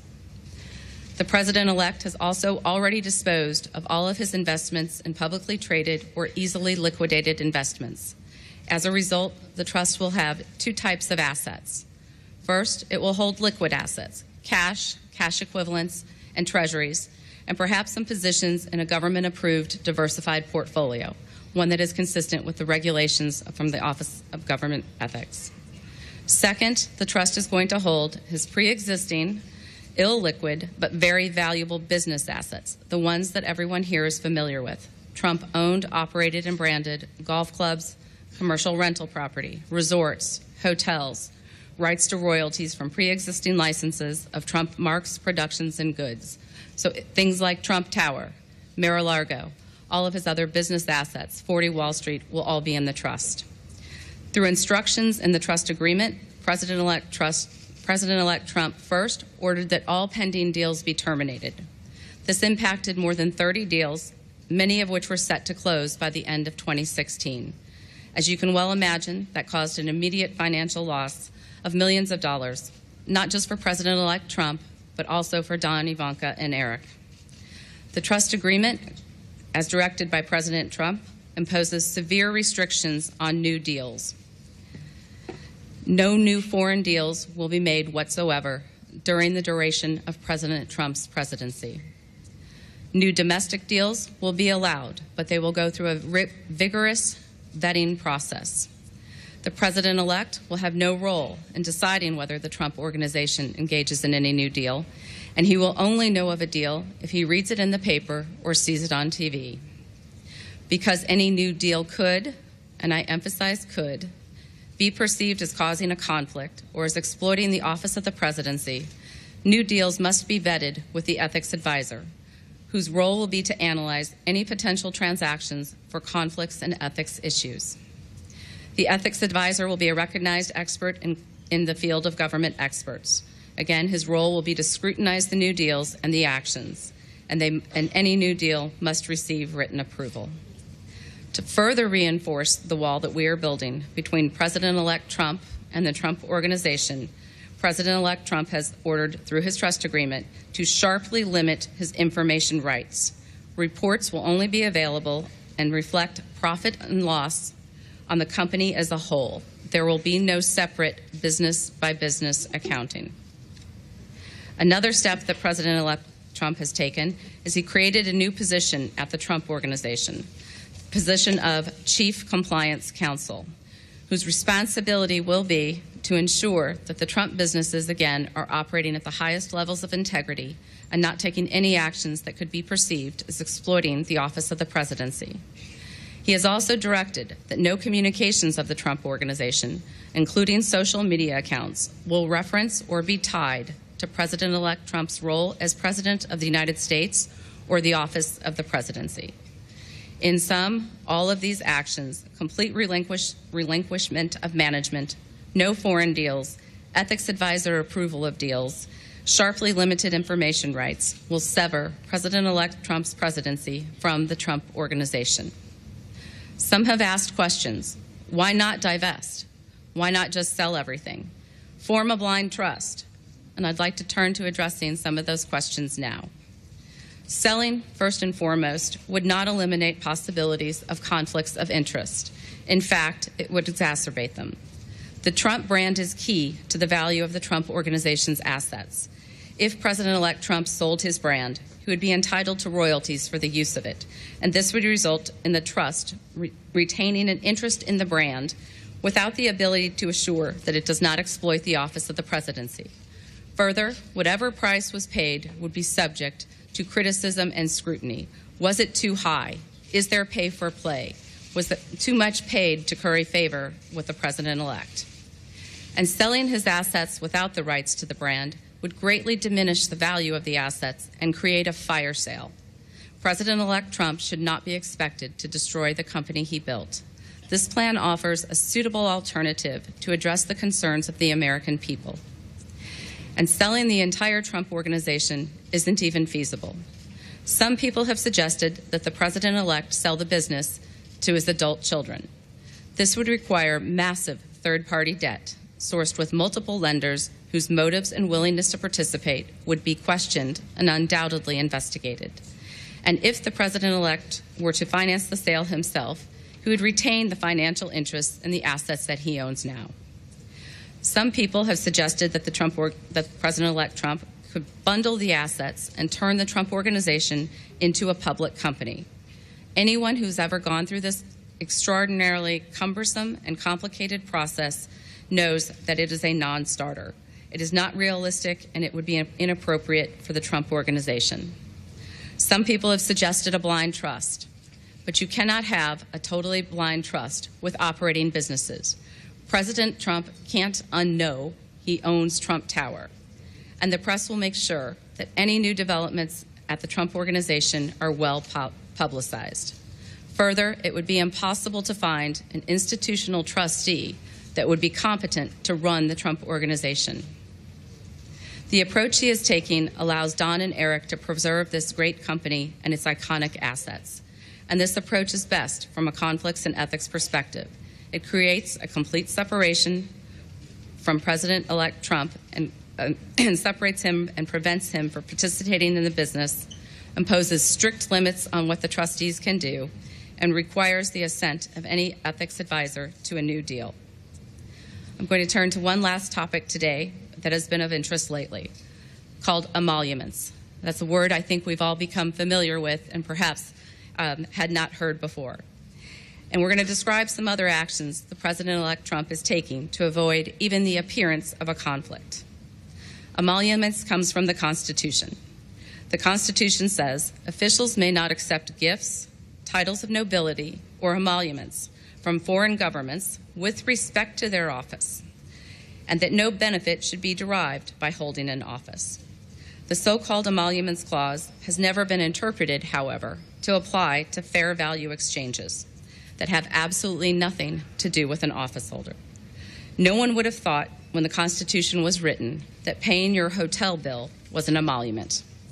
Instead, it would have been thought of as a value for value exchange, not a gift, not a title, and not an emolument. But since President-elect Trump has been elected, some people want to define emoluments to cover routine business transactions, like paying for hotel rooms. They suggest that the Constitution prohibits the businesses from even arm's-length transactions that the President-elect has absolutely nothing to do with and isn't even aware of. These people are wrong. This is not what the Constitution says. Paying for a hotel room is not a gift or a present, and it has nothing to do with an office. It's not an emolument. The Constitution does not require President-elect Trump to do anything here. But just like with conflicts of interest, he wants to do more than what the Constitution requires. So President-elect Trump has decided, and we are announcing today, that he is going to voluntarily donate all profits from foreign government payments made to his hotels to the United States Treasury. This way, it is the American people who will profit. In sum, I and President-elect's other advisors at Morgan Lewis have determined the approach we've outlined today will avoid potential conflicts of interest or concerns regarding exploitation of the office of the presidency without imposing unnecessary and unreasonable losses on the President-elect and his family. We believe this structure and these steps will serve to accomplish the President-elect's desire to be isolated from his business interests and give the American people confidence that his sole business and interest is in making America great again, bringing back jobs to this country, securing our borders, and rebuilding our infrastructure. The American people were well aware of President-elect Trump's business empire and financial interests when they voted. Many people voted for him precisely because of his business success. President-elect Trump wants to bring this success to all Americans. Thank you.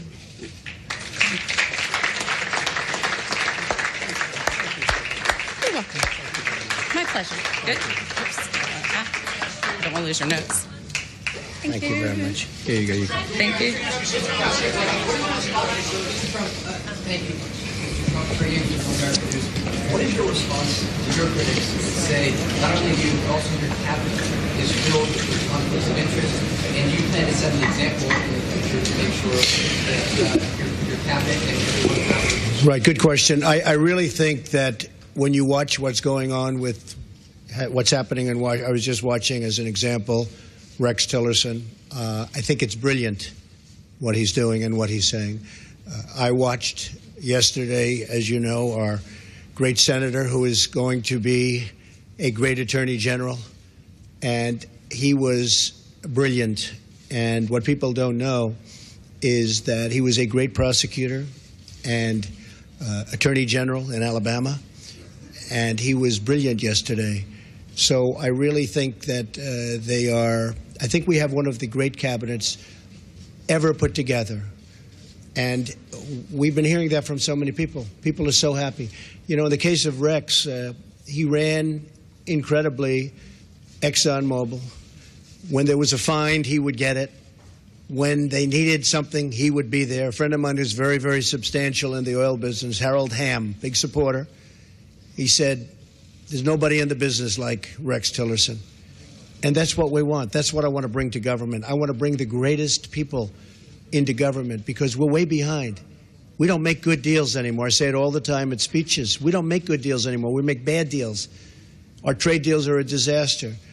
We have hundreds of billions of dollars of losses on a yearly basis, hundreds of billions with China on trade and trade imbalance, with Japan, with Mexico, with just about everybody.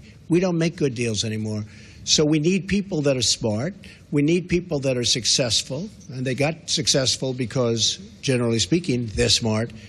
And that's what I put. I'm very proud of the cabinet. I think they're doing very well. It's very interesting how it's going, but I think they're doing very, very well.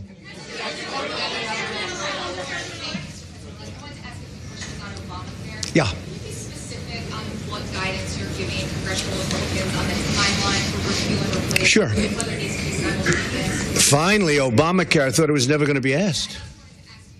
Uh-oh.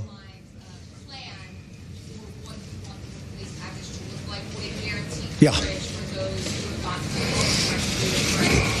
You're going to be very, very proud, as not only the media and reporters, you're going to be very proud of what we put forth having to do with health care. Obamacare is a complete and total disaster. They can say what they want. They can guide you any way they want to guide you. In some cases, they guide you incorrectly. In most cases, you realize what's happened. It's imploding as we sit. Some states have over 100% increase. And 17, and I said this 2 years ago, 17 is going to be the bad year. It's going to be catastrophic. Frankly, we could sit back, and it was a thought from a political standpoint, but it wouldn't be fair to the people. We could sit back and wait and watch and criticize. And we could be a Chuck Schumer and sit back and criticize it, and people would come, they would come, begging to us, please, we have to do something about Obamacare. We don't want to own it. We don't want to own it politically. They own it right now. So the easiest thing would be to let it implode in 17, and believe me, we'd get pretty much whatever we wanted, but it would take a long time. We're going to be submitting, as soon as our secretary is approved, almost simultaneously, shortly thereafter, a plan. It'll be repeal and replace. It will be essentially simultaneously. It will be various segments, you understand, but will most likely be on the same day or the same week, but probably the same day, could be the same hour. So we're going to do repeal and replace. Very complicated stuff. And we're going to get a health bill passed. We're going to get health care taken care of in this country. You have deductibles that are so high that after people go broke paying their premiums, which are going through the roof, the health care can't even be used by them because the deductibles are so high. Obamacare is the Democrats' problem. We are going to take the problem off the shelves for them. We're doing them a tremendous service by doing it. We could sit back and let them hang with it. We are doing the Democrats a great service. So as soon as our secretary is approved and gets into the office, we'll be filing a plan. And it was actually pretty accurately reported today, the New York Times. And the plan will be repeal and replace Obamacare.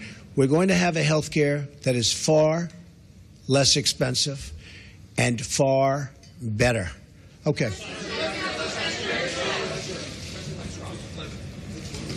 Well, I was going right here. Go ahead, then CBS. Go.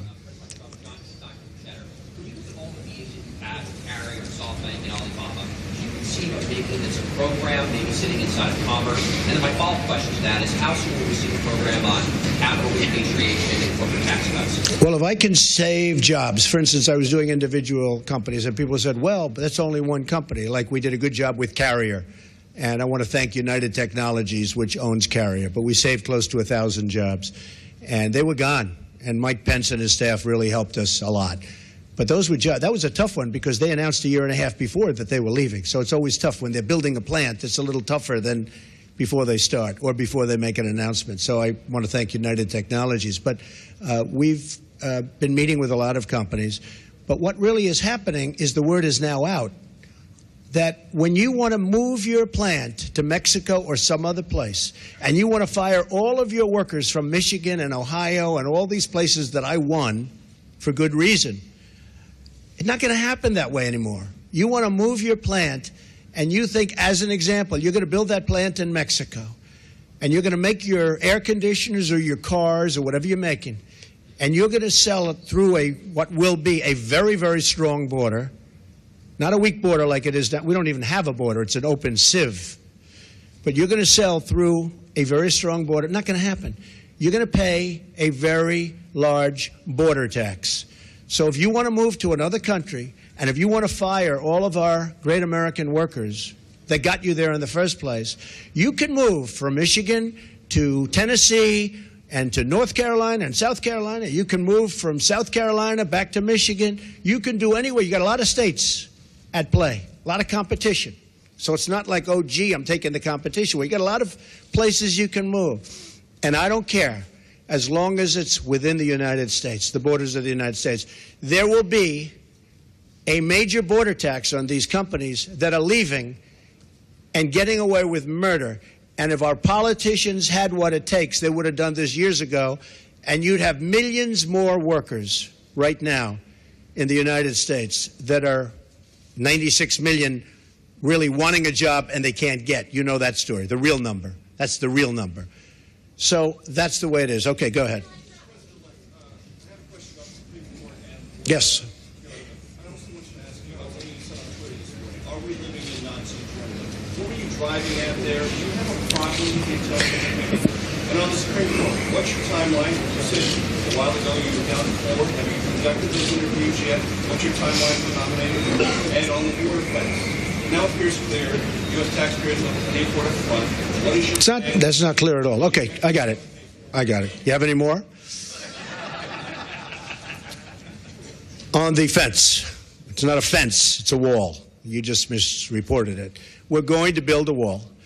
I could wait about a year and a half until we finish our negotiations with Mexico, which will start immediately after we get to office, but I don't want to wait. Mike Pence is leading an effort to get final approvals through various agencies and through Congress for the wall to begin. I don't feel like waiting a year or a year and a half. We're going to start building. Mexico, in some form, and there are many different forms, will reimburse us, and they will reimburse us for the cost of the wall. That will happen, whether it's a tax or whether it's a payment, probably less likely that it's a payment, but it will happen. So remember this, okay? I would say we are going to build a wall, and people would go crazy. I would then say, who's going to pay for the wall? And people would all scream out, 25,000, 30,000 people, because nobody's ever had crowds like Trump has had. You know that. You don't like to report that, but that's okay. Okay, now he agrees. Finally, he agrees. But I say, who's going to pay for the wall? And they will scream out, Mexico. Now, reports went out last week, oh, Mexico's not going to pay for the wall because of a reimbursement. What's the difference? I want to get the wall started. I don't want to wait a year and a half until I make my deal with Mexico. So, and we probably will have a deal sooner than that. And by the way, Mexico has been so nice, so nice. I respect the government of Mexico. I respect the people of Mexico. I love the people of Mexico. I have many people from Mexico working for me. They're phenomenal people. The government of Mexico is terrific. I don't blame them for what's happened. I don't blame them for taking advantage of the United States. I wish our politicians were so smart. Mexico has taken advantage of the United States.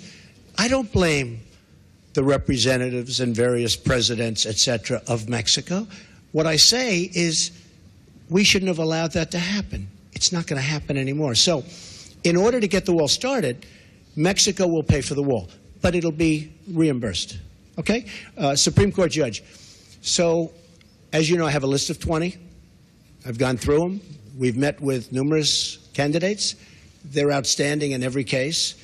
They were largely recommended and highly recommended by Federalist Society. Jim DeMint was also very much involved in his group, which is fantastic, and he's a fantastic guy.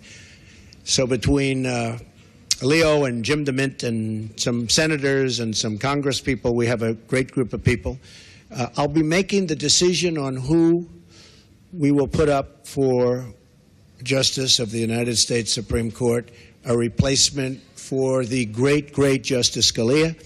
That will be probably within 2 weeks of the 20th. So within about 2 weeks, probably the second week, I consider the first day, because we'll also be doing some pretty good signings. And I think what we'll do is we'll wait till Monday. That will be our really first business day, as opposed to doing it on Friday, because on Friday people are going to have a very good time at the inauguration. And then Saturday, as you know, we're having a big church service and lots of good things are happening. So our first day, and you'll all be invited to the signings, but we'll be doing some pretty good signings on Monday and Tuesday and Wednesday and Thursday and Friday, and then also the next week. And you're all invited.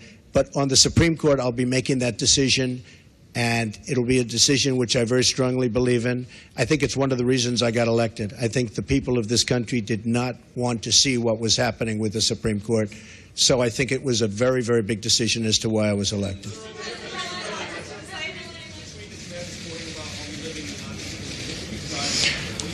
I think it was disgraceful that the intelligence agencies allowed any information that turned out to be so false and fake out.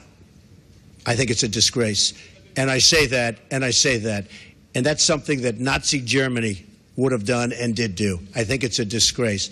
That information that was false and fake and never happened got released to the public. As far as BuzzFeed, which is a failing pile of garbage, writing it, I think they're going to suffer the consequences. They already are. And as far as CNN going out of their way to build it up, and by the way, we just found out, I was coming down, Michael Cohen. Michael Cohen is a very talented lawyer. He's a good lawyer in my firm. It was just reported that it wasn't this Michael Cohen they were talking about. So all night long, it's Michael Cohen. I said, I want to see your passport. He brings his passport to my office. I say, hey, wait a minute. He didn't leave the country. He wasn't out of the country. They had Michael Cohen of the Trump Organization was in Prague. It turned out to be a different Michael Cohen. It's a disgrace what took place. It's a disgrace. And I think they ought to apologize to start with Michael Cohen. Go ahead. Go ahead. No, not you. Not you. Your organization's terrible. Your organization's terrible. Let's go. Go ahead. Quiet. Go ahead. She's asking a question. Don't be rude. Don't be rude. Don't be rude. No, I'm not going to give you a question. I'm not going to give you a question. You are fake news. Go ahead. Go ahead.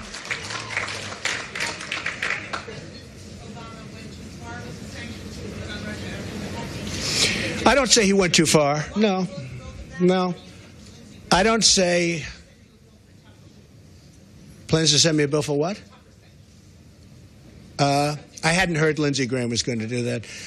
Lindsey Graham. I've been competing with him for a long time, and he's going to crack that 1% barrier one day. I didn't realize Lindsey Graham's still at it. It's all right. I think Lindsey Graham's a nice guy, actually. I've heard that he's a nice guy, and I've been hearing it. Yeah, go ahead. Go ahead. You've been waiting. Go ahead. Stand up, please.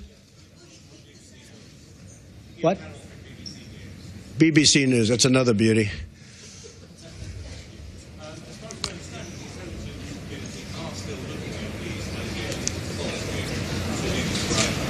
If they come back with any kind of any of it stands up, any of it is true, will you consider your decision? There's nothing they can come back with. Okay, yes, go ahead. Go ahead.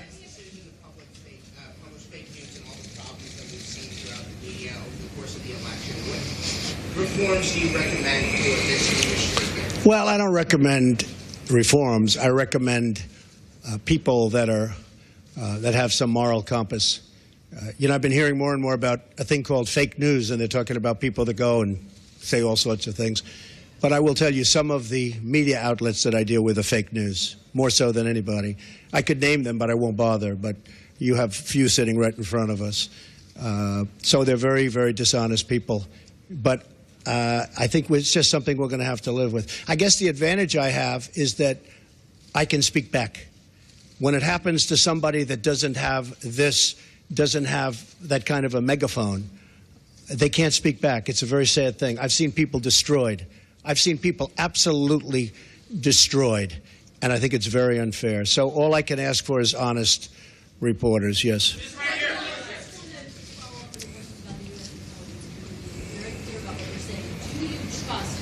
U.S. intelligence officials. And what do you say to foreign policy experts who say you're actually weakening national security by waging war of words against that community? Intelligence agencies are vital and very, very important.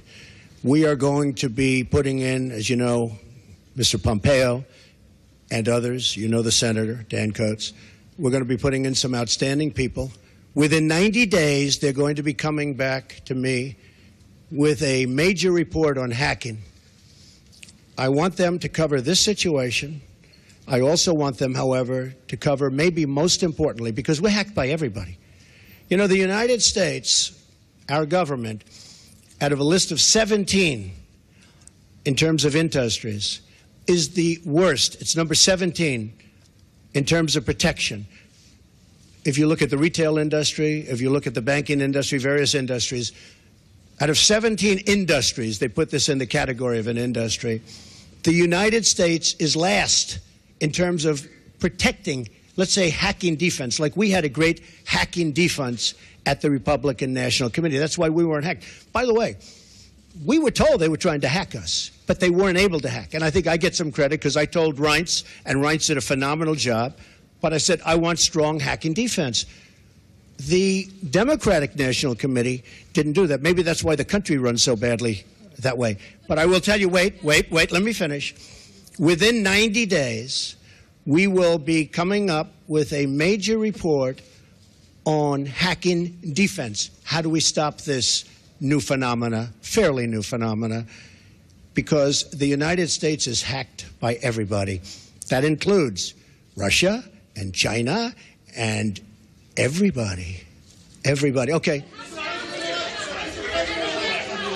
Go ahead. You said just now that you believe that Russia indeed was responsible for the hacking of the DNC, Russian emails, etc. Well, Russia, but you know what? Could have been others also. But why did you spend weeks undermining the U.S. intelligence community before simply getting the facts and then making them?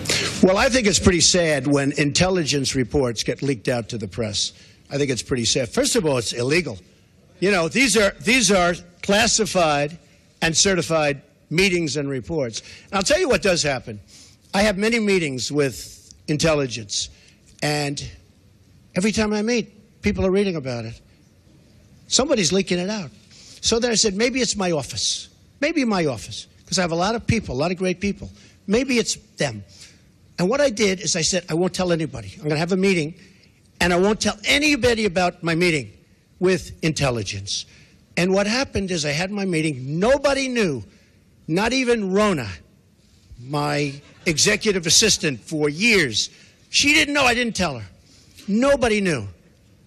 The meeting was had. The meeting was over. They left.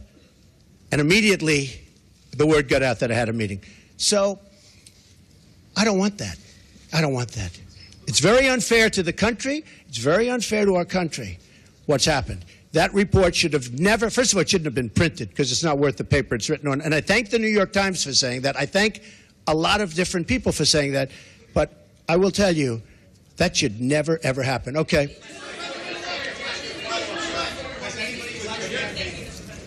Can you stand here today, once and for all, and say that no one connected to you or your campaign had any contact with Russia leading up to or during the presidential campaign? And if you indeed do believe that Russia was behind the hacking, what is your message to Vladimir Putin right now? He shouldn't be doing it. He won't be doing it. Russia will have much greater respect for our country when I'm leading it than when other people have led it. You will see that. Russia will respect our country more. He shouldn't have done it. I don't believe he'll be doing it more. Now, we have to work something out, but it's not just Russia. Take a look at what's happened. You don't report it the same way. 22 million accounts were hacked in this country by China. And that's because we have no defense. That's because we're run by people that don't know what they're doing. Russia will have far greater respect for our country when I'm leading it. And I believe, and I hope, maybe it won't happen, it's possible, but I won't be given a little reset button like Hillary. Here, press this piece of plastic. Guy looked at her like, what is she doing? There's no reset button. We're either going to get along or we're not. I hope we get along, but if we don't, that's possible too. But Russia and other countries, including China, which has taken total advantage of us economically, totally advantage of us in the South China Sea by building their massive fortress. Total. Russia, China, Japan, Mexico, all countries will respect us far more than they do under past administrations. I want to thank everybody. So this is all, just so you understand, these papers, because I'm not sure that was explained properly, but these papers are all just a piece of the many, many companies that are being put into trust to be run by my two sons. And I hope at the end of 8 years I'll come back and I'll say, oh, you did a good job. Otherwise, if they do a bad job, I'll say, you're fired. Goodbye, everybody. Goodbye.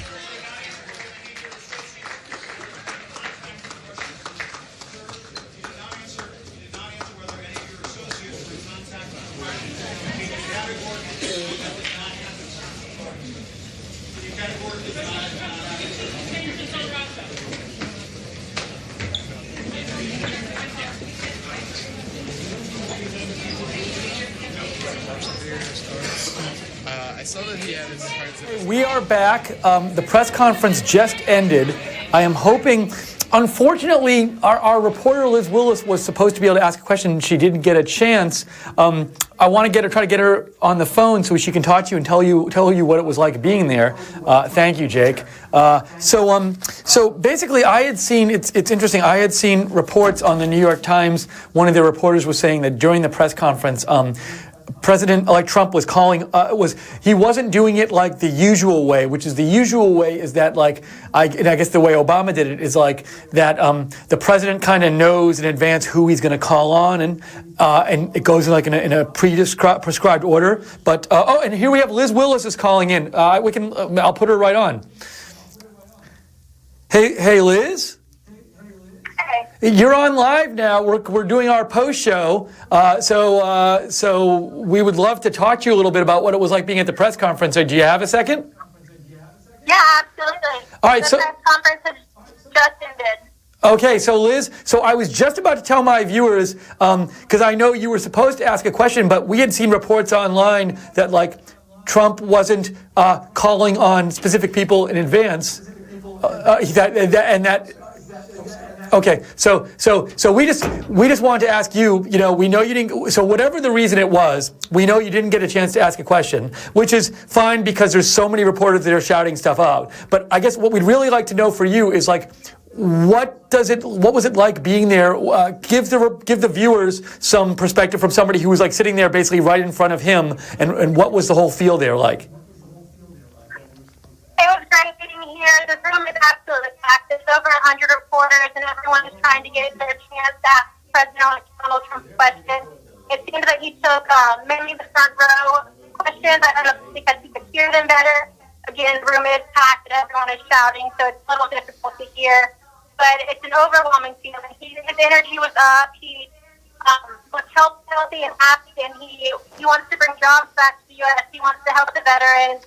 He's completely separating himself from all business assets, and he seems to be feeling good and doing great. He had made a few comments to the reporters that he wasn't so fond of, and he's not afraid to voice his opinion.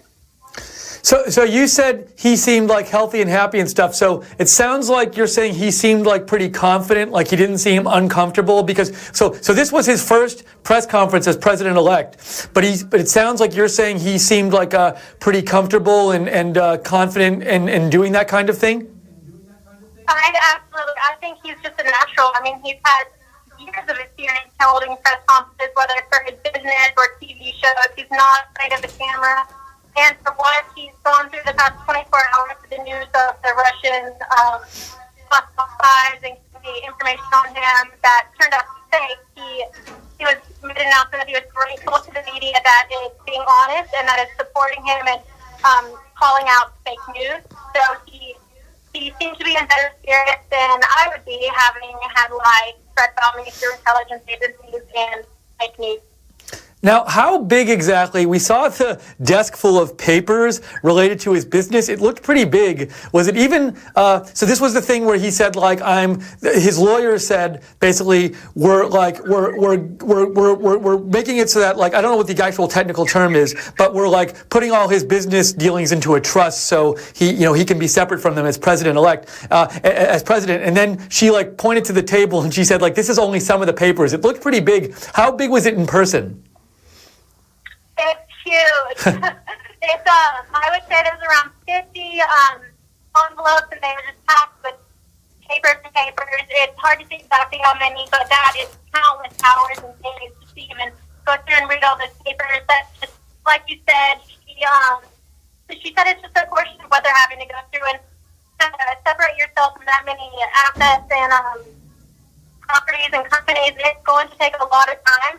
And I think it's a completely tough for that. Like he said, he does not have to separate himself as president. He doesn't have to worry about the conflict of interest, but he does not want to be a part of it, just to relieve stress on the American people so they don't have to worry about any foreign corporations. Like Trump's organization will not be doing foreign deals. They'll be working domestic, and there will be an ethics council put on the Trump management organization just to verify that everything is ethical and correct and in the best minds for the American people. Hold on one second here, Liz. So hold on one sec, Liz. So what to you was the most memorable part of the press conference, being there actually personally? Well, it is my first press conference. I am honored to be here and honored to represent Right Side Broadcasting. It's packed. There's no other network that I want to be representing right now. It's honest, it's open, and it's for the American people. It was a beautiful sight to be here in Trump Tower. We're next to the Golden Elevators. We're looking at a row of American flags with a blue drape behind us. It's very patriotic, and it really brings a sense of nationalism to me.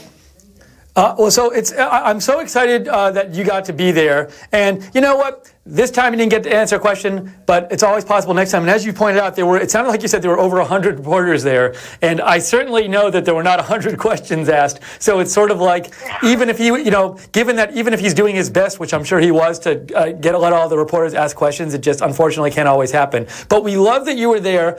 We love that you're able to give us some in-person perspective. And maybe, so I know you're going to be in D.C. helping to cover the inauguration next week, and I'll actually be there. And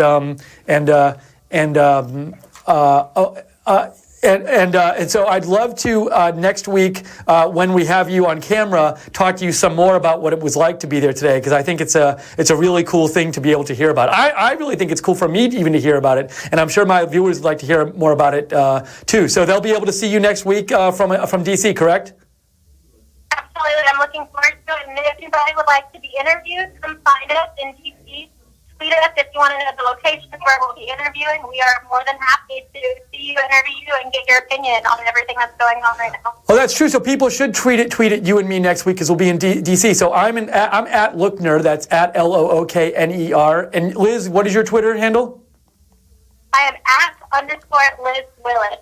Tweet me anytime, day or night, and let's meet up and talk about what's going on. We'd love to meet you. We'd love to hear from you and get as many opinions as we can. And before you go, Liz, I just want to clarify something. When we first started talking, I was offering a theory that I had seen about like what was going on during the press conference and how it was being run. I honestly have no personal idea what was going on there. And so we have no inside information on like if there was a certain plan or there was not a certain plan. So I probably shouldn't have even speculated on it, because it's like, who knows? So, I mean, the best we can say is that, he was there, he took a ton of questions, he gave a ton of answers, there were a ton of reporters there, and we have a lot more information than we have before. And I definitely misspoke before when I talked about like what was going on and what was. I don't want anyone to think that I had any information about what was actually going on at the conference. I was trying to relay something I had seen, but I misspoke if I said that like this is what happened, because I have no idea what was going on. And to me, the press conference was lots of questions, lots of really good new information, and he certainly made an effort to talk about a lot of different. I mean, he seemed to like go over like lots of different topics, and so it must have been really neat to be there and just hear him speak on all these different topics. Did you think was it like what's your thoughts on that on the different material he covered? I think he had a lot to cover, and okay, sorry, they are. Oh, okay, all right. He had a lot of important topics to cover, and it was all over the spectrum and all over the board. But he did a good job of hitting the nail on the head for the main points for each subject and getting the info out that he needed to. It was shorter and to the point, just enough that to make the press happy. I'm not sure if that's the right word. Just enough to keep the press. Yep. Well, great. So, Liz, I don't want you to get in trouble. So please, so follow their orders and get out of there. But thank you so much for your coverage today. Thank you for being there for Right Side. Thank you for your perspective after. And people really look forward. And people really look forward to talk to. I look forward, and everybody I'm sure out there looks forward to seeing you on camera next week reporting from D.C. So have a great trip to D.C. when you head there, and I will personally see you next week in D.C. Thank you, Steve. I look forward to it, and I look forward to many more press conferences in the next 4 years. Awesome. Me too. Okay. Bye, Liz. Bye, Steve. Okay. I realized this too, that I just want to clarify this. I said something wrong, so I have to apologize for you. This will happen once in a while, so I apologize. But I just want to be upfront about it. So I think I said before that we were promised a question. We were not promised a question.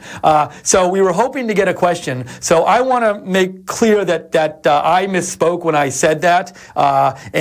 So my bad. My bad. Sorry, Steve's bad. So, but we will when we make mistakes here, we correct them. So sorry, I misspoke about that. We were hoping Liz would get to ask a question, but then again, I think every one of the reporters there and every one of their organizations is hoping so. But Liz is great, and she'll be at future hopefully we'll be able to see her at future press conferences, and she'll be at the inauguration next week with me covering it, and with Cassie and Will. So much inauguration coverage next week coming up. It's going to be amazing. So I want to see here.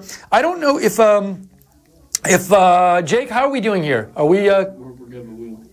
Okay, so we're going to be on for a few more minutes here, and I want to see if any. So if you have, we're only going to be on for a few more minutes right now. But if you have any comments you want to try to get in before the end of this post show, you can direct message me on Twitter. I'm at Lookner, at LOOKNER, and direct message me any comments you might have. We have one right here from Earl Click, and Earl Click says, "Awesome press conference, awesome show." He's asking what agency he says did Trump comment about. So Trump did say he did at one point call. I believe he was talking to Jim Acosta of CNN, and he said, "You're fake news." I believe that's what happened. I would have to go back and watch to make sure. But I saw this reported by the New York Times too. But that he said to Jim Acosta of CNN that they were fake news. So Earl, that's the answer to your question. Let's see. We have. Deportable Infidel said, CNN reporter got what they deserved a long time ago. So that's some feedback from Deportable Infidel. We have, let's see. Mint Julep had the same question. Mint Julep wanted to know which of the mainstream media did Trump call fake news. So again, I believe at one point he called CNN fake news. And he did say this comment about BBC News, it was something like he said, there's another good one or something. That's probably not exactly right, so go back and watch it again if you want to get that. But he made some remark like that about BBC News, I remember. So it was very interesting. Joe D'Agostino says, thank you for asking this, Joe. Joe D'Agostino wrote, "Are you crying on air? Are you okay?" I am fine. What was happening is I was having a bit of an issue with the contact lens, I think because there's a light right here, and it was somehow shining at the wrong angle to my lens. But I'm fine now. I am not crying. I am not sad, but it touches my heart that you were concerned about my well-being. We have another comment here. Lexter Dexter says, watch your live feed on YouTube. Great job. Thanks for thinking we did a great job here. And he says, CNN total fake news. That's Lexter Dexter's comment. So I love hearing from your comments and hearing your views. Oh, we have another one here. Rambling Brothers says, this press conference was inspiring. I'm ready to get to work and help turn this country around. Conservatarian says, you guys are doing a fantastic job. Thank you so much, Conservatarian.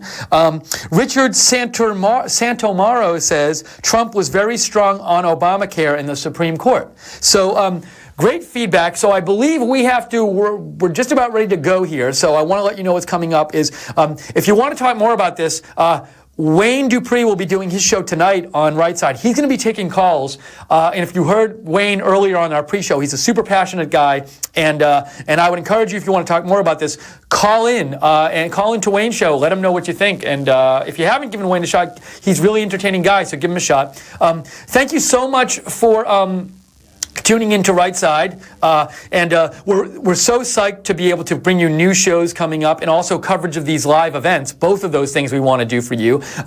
If we don't take money from big donors because we want to keep our control of our network, and so we're not going to say some donor like, hey, you can give us this money and we'll let you control what's on our network. But on the flip side, that means that we don't have this big donor money always coming in. So if you'd like to help us out, donors are so valuable here. Help us bring all this programming to you. You can go to RSBN TV/donate. Anything you can spare, we really appreciate. You can go and follow Right Side Broadcasting for the latest on Twitter. You'll get updates about all our shows. That's at RSB Network. My Twitter is at Lookner, Lookner. And I thank you so much for watching. We really appreciate you watching it.